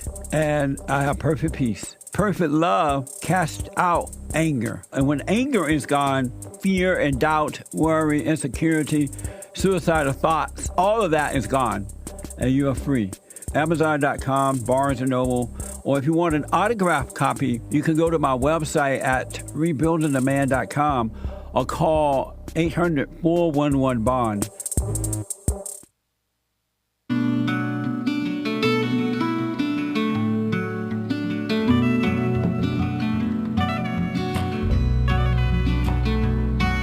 You'll find what you are looking for. In fact, that's all you'll see.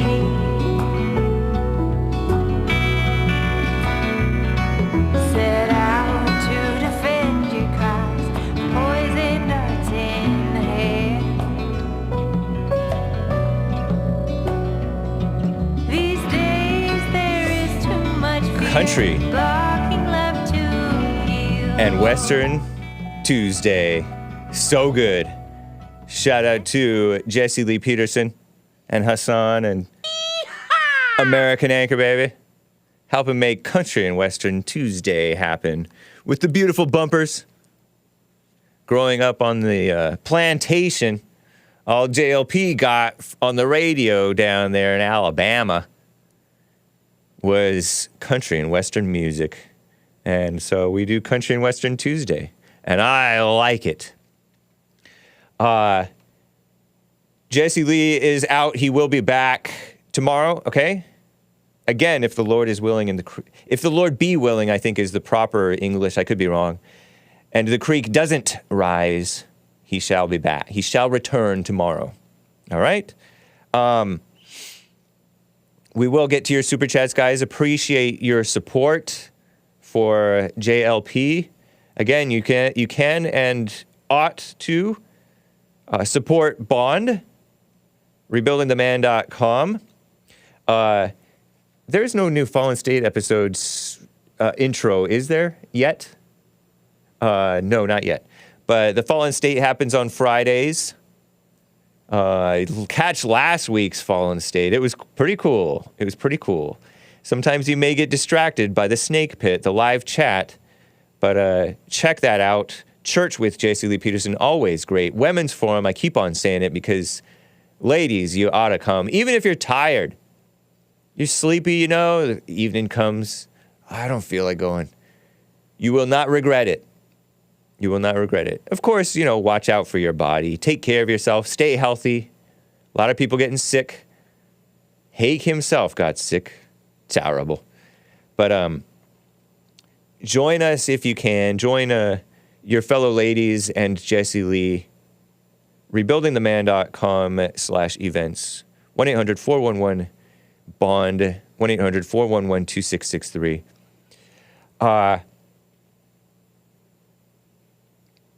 And that.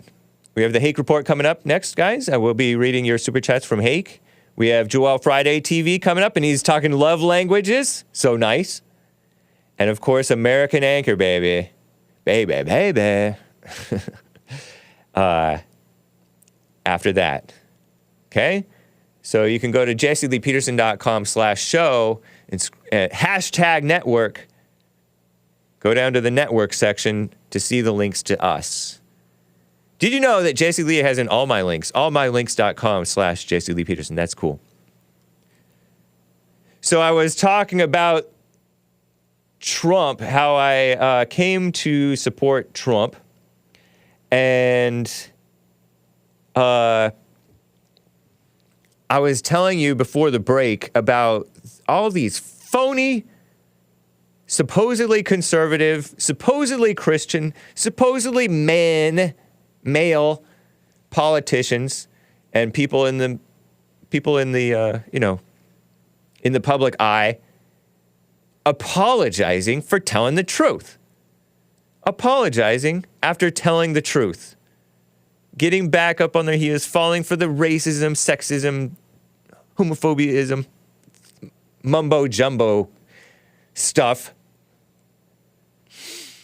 And finally, Trump comes along in June of 2015. And I remember him saying something that I liked back in 2011 during that, when he played like he was maybe going to run for president. I heard that they tried to go after his businesses and he stopped. I don't know if that's true back then. But he told the truth in June of 2015, June 15th or so, 2015, he started his run for president for the 2016 election.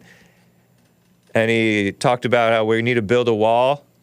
Mexico is not sending their best. They're bringing drugs, they're bringing crime, they're rapists, and some, I assume, are good people. And everybody flipped out. He said all Mexicans are rapists? No, he did not even say, he said Mexico is not sending their best. He said they're rapists, meaning among them are rapists. Duh, you have to be a blind, angry person to think he meant all.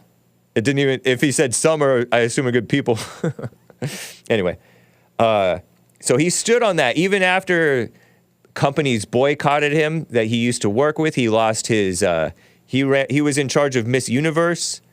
He lost his contract with NBC, or he sold that part of it to NBC or ABC or whatever, whoever owns that, I don't know. Whole bunch of companies went after him, or they went after his businesses. The evil communists who hate the truth went after him for it. And they went after him repeatedly. They went after him repeatedly when he stood on the truth over the years. I remember, I'll never forget, 2017, with the Charlottesville riot against the whites. It was a riot against the whites. These whites, the so-called alt-right, did this unite the right thing. They had a right to be there. They got the permit to be there. Can you believe it? You need a permit nowadays. Okay, it's fair to give fair warning. Hey, I'm going to have this thing here. The city fought against it. The evil ACLU pretended to stand on the side of the Nazis and in court got their right to assemble and speak their mind against the tearing down of the beautiful Confederate monuments, General Lee. In Lee Park in Charlottesville, Virginia. The city undermined even that whole thing because Antifa showed up, evil Black Lives Matter showed up, and the local angry black residents who believe in the racism mumbo jumbo showed up, and the mainstream media too, or independent media anyway, definitely showed up. Independent media told more of the truth of what happened. And the Antifa and Black Lives Matter attacked the whites. Cops did not separate them like they're supposed to separate the parties when there's a protest. Maybe ill-advised to be going to protests. A whole lot of people to this day are suffering over using their First Amendment. To this day, they're suffering because of stuff that other people did. You know, somebody died. And that gal died because the guy drove into the crowd. The white guy who was maybe autistic or something, angry, had tried to hurt his mother, hated his mother, lived with his mother, grown adult, misfit, mentally ill young man, partly autistic, I think. Antifa, Black Lives Matter, was hitting his car. He had a Dodge Charger or something. There's footage of them like, I think they even broke out his taillight, not sure. And they attacked his car, so he drove into this alleyway into the crowd, and one lady died. And so they blamed all the whites for all the violence when it was predominantly leftist violence against the whites. Trump told the truth about that. He was the only man who told the truth about that, at least on a big stage. There was some independent media admitting the truth again, and right-wingers admitting the truth. But he told the truth, that it was violence on many sides, and there's very fine people on both sides of this argument about tearing down the monuments. What's next? George Washington, Thomas Jefferson, and sure enough, they went after Thomas Jefferson and those other presidents. So he told the truth and he stood on it despite the endless attacks, pretending that he's racist and siding with Nazis. He disavowed the white nationalists and white so-called supremacists. He's like, I disavow that totally. I condemn that totally. But there were very fine people. There were normal people. And even the so-called white nationalists are better people than these communists. These vicious, lying communists who are the anti-racists. So right on Trump. And he's not one of these guys who gets all puffed up on his ego about telling the truth and reveling in the excitement. Yeah, there's a whole lot of excitement and stir. It definitely causes a stir, but he doesn't revel in that. Doesn't seem to anyway. He doesn't seem to be just saying stuff just to get a rise out of people. He says what he sees. He's just a regular boomer. He's just a regular base liberal boomer based on the truth that he sees as he sees it. So that's what I appreciate about Trump. I appreciate his spirit of truth in him. So that's nice. And I don't see that solidness. And he has humility too. He listens. Many people have said that he listens, and you can tell.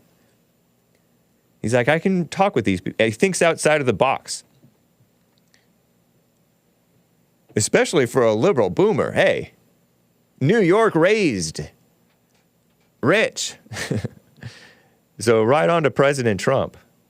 I do appreciate JLP's message and warning. Keep a distance. Don't be putting a tattoo of him. Shout out to Billy in California in the first hour. Billy in California said he got a tattoo of Trump on his calf or something. In the back of his leg. And he likes to wear shorts so people be quiet around him. He didn't do it with that intent that people be quiet, but don't get overexcited about him for or against. But watch him with a distance. Because I don't watch all of Trump's every move. I don't think I would if I could, if I had time. I'm not into him like that, but I just look at him. That's an interesting man. I don't see that spirit of independence in these other guys. Even Ron DeSantis, necessarily. At least it hasn't really cropped up. He's come off as kind of petty. Kind of just saying the right things. You know? Same thing with Vivek Ramaswamy. I appreciate those guys for what they are. I do not dislike them. Well, sometimes, a little bit. Not DeSantis, though. Just his supporters. Because his supporters are nasty sometimes. But not all of them. But anyway, there's and I already knew going into it that I was not going to agree with everything. He's for the exceptions with abortion. He works with people, and he has to work with people. So there's going to be stuff that you don't like. And anyway, I think the country's over anyway. So hey, let's just do what we can. Be a light. Don't lose heart. And you don't see him losing heart. He has heart. So that's why I appreciate and support Trump. Doesn't have to do with the policies. His spirit, that's bigger than the wall, bigger than the deregulation, bigger than the economy that he helped bring back, or got the government out of the way of, right? It was just his spirit of just telling the truth. And a lot of people went overboard with just trying to be like him. No, that's not the way to do it. But there are people who became Christian because of him. Because of the evil overreaction to him against a man just being himself. As God made him, you know? I don't care about his past. I don't even really care that much about his present. That's his life. These phony people trying to judge the Christians who support him. So in the last 10 minutes or so here, let me tell you how I came to my views on immigration. When I first came to Bond in like 2007 or so, I remember I was in church and somebody asked about the illegals, the illegal aliens, right? Oh, and then I will get to your super chats. We'll try to get to your super chats. Jesse's all, the illegals, they need to be all shipped back. I was like, whoa. Because prior to that, I had known people who were probably illegals. I don't know for sure. I didn't know at the time for sure that they were illegals. Later I found out, yes. Some of them I knew. Some of them I knew for sure they were illegals. But I didn't care. I mean, I was like, whatever. So I heard some argument that they're here, which is not an argument, but they're here. So I guess just let them stay was the implication. Some man said that, right? I heard some woman recount some man saying, they're here. That's my take on the illegals. They're here. Okay. And then to hear him say they need to be all shipped back, I was like, whoa, that's so hardline. Maybe he's wrong about that. But I didn't care. I was coming to bond for the spiritual stuff. I could see that he was living the truth, living the Christian life. You could just tell. And the way he speaks about it with authority. You know, some of the people were baffled that Jesus spoke with authority. And I think that's what Jesus' brothers, the Christians, when they're real Christians, they speak with authority. And it's not fake, it's just because they know what they're talking about and they're living it. So I like that. I appreciate that about JLP. But I'm like, oh, maybe he's wrong about the politics. I don't care. But then I heard on the radio show, Jesse Lee debating this gal who was for the pro-immigration woman. This was, I don't know what year, maybe 2011. I don't know if it was that late. It might have been earlier than that. But he said, is it right that these people are coming here illegally and taking the services, the education, the medical services, displacing the blacks, competing with the blacks, and fighting with the blacks, who are Americans, right? Right or wrong, they rely on these services. Right? They didn't set up their lives to where they are not vulnerable populations because they rely on this government help. Is it right they're coming in here displacing and taking our stuff and filling jobs that blacks should be filling rather than being on welfare and bums and bumped on a log and stuff like that? Criminals. Is it right? Jesse asked that. Some people would call that a loaded question. It's loaded with truth. It's loaded with the reality of what's going on. And she would not answer it if it was right or wrong. When she did not answer yes or no, yes, it's right, no, it's not right, I'm like, oh, yeah, duh, it's not right that they're here. It's not even right for the illegals to be here. It's not right for them. They should go home. They should go home if they're illegals, generally, and do it, come back the right way or not come back at all, build up their lives where they are. Not be chasing after, that's the wrong kind of opportunity to be chasing after illegally. Go in the right way. Do things in the right way, the orderly way. No, we have a country that's just doing it wrong. You know, printing all that money, letting the illegals come in, and subsidizing people not working and subsidizing immorality, encouraging it, celebrating it, taking pride in it, in immorality. Just simple right and wrong. Oh, okay, yeah, the illegals should go back. It's not personal. I know them. But they have to go back. If they have no place to go, some person asked Trump, what if they have no place to go? Then we'll work with them. But they have to go back. And Trump works with people. He's more reasonable when it comes down to it than you're thinking. You're getting your imagination. Some people got in their imaginations and thought Trump was a white nationalist. No wonder they're disappointed. Shout out to the white nationalists. But, yeah, that's why we're the strongest country in the world and we can't enforce our borders. I don't buy it. Hat tip to Joe Arpaio, the based, long-time former sheriff of Maricopa County, another man of authority, and a Christian, a Catholic, a Christian man whom I respect. And he's older than a boomer. He's like 90-something and still kicking, at least last I checked. Sheriff Joe Arpaio. Another man who was smeared in the media, and I fell for that smear in the media. Oh, he looks fat, he looks ugly, he looks wrong. And then I hear him on the Jesse Lee Peterson show. I really respect you a lot. And I hear him talk, and he's just talking plain old common sense, old school man. He came on the Jesse Lee Peterson show, was like, they're getting pornography on their cell phones. I don't know who he was talking about, maybe the young people. Old school wisdom. Respect your elders.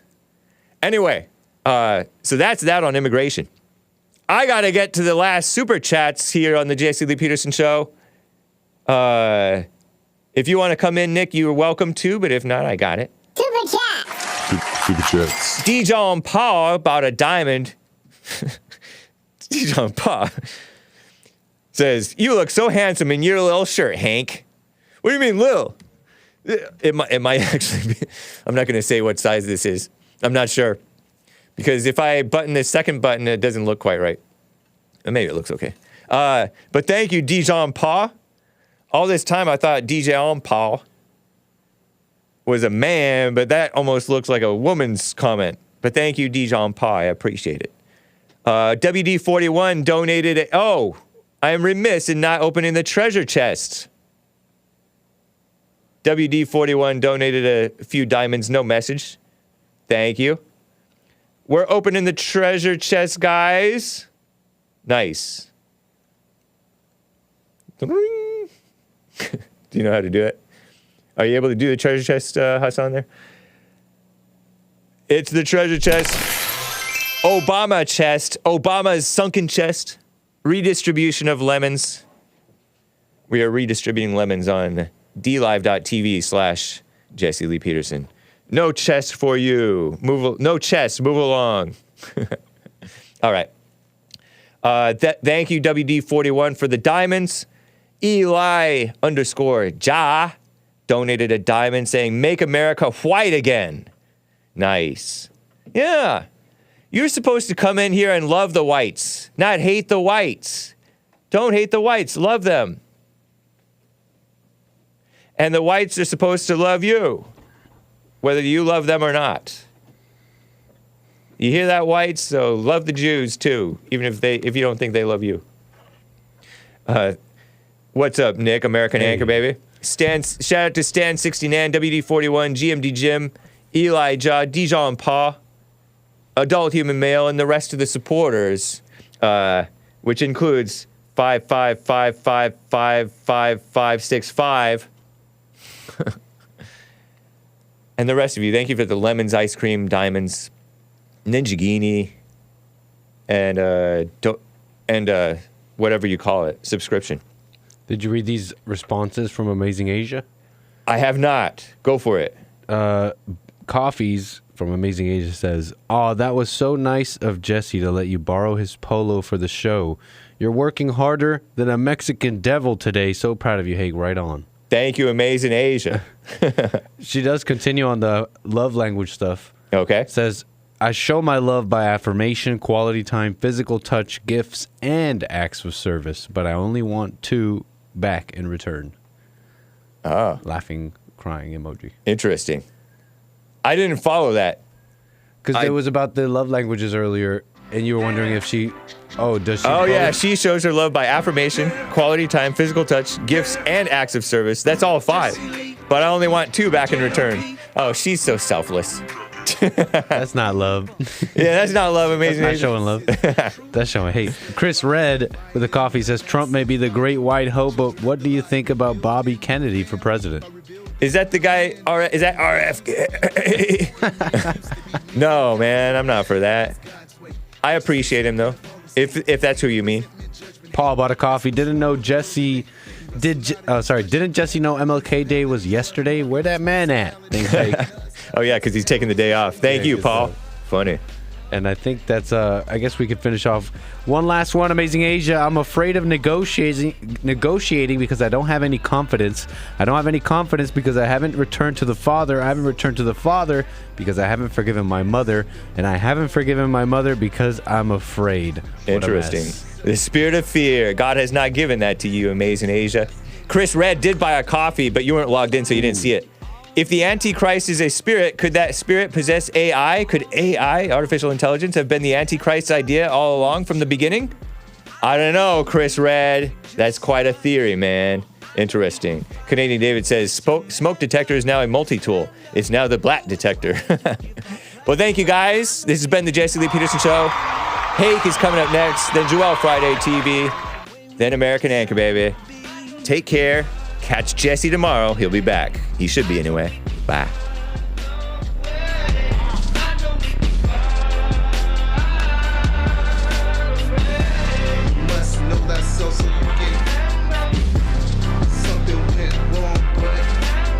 Check. I had to get on the track one time. Joel Friday here. Check. Look, stand up. Stand up, we got fighting to do. We gotta show him who boss. He put a Viking in you. He put that lightning in you. Igniting the truth. But you beg and blame and lie and hate and never wanna stand for the truth. So what you planning to do? You understand in the loop. You better go talk to your mama. Better stop with the drama. Better drop all the trauma. Boy, you better stand up and up. Put your hand up and hut. Cause if you don't, then we lose. And then we gotta hear the fake news. Whoa.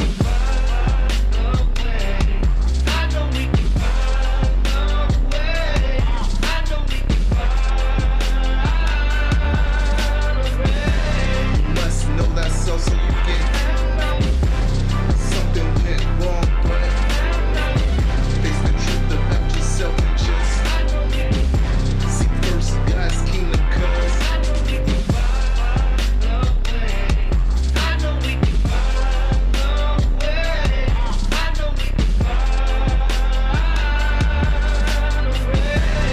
must know that so you get something went wrong, but face the truth about yourself and just seek first God's kingdom, cause I know we can find a way. I know we can find a way.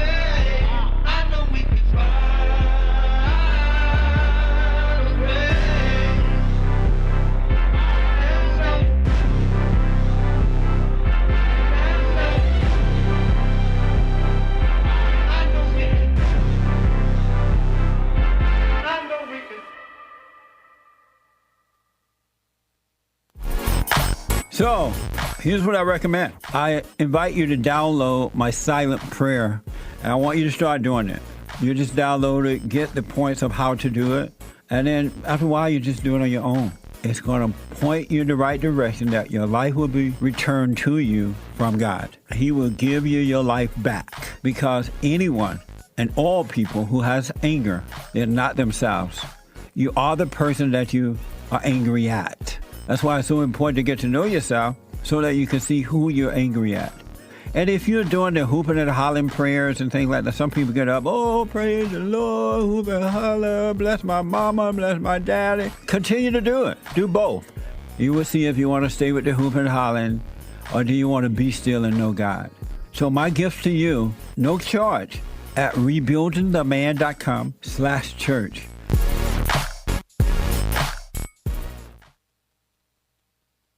I noticed after a while that when these guys overcome their anger, they have amazing ideas about starting a business, but because they've been told that if you don't get a loan from the bank, or if you don't have a 5-year plan, or if you don't do this, and it's just simply not true, it's the first step.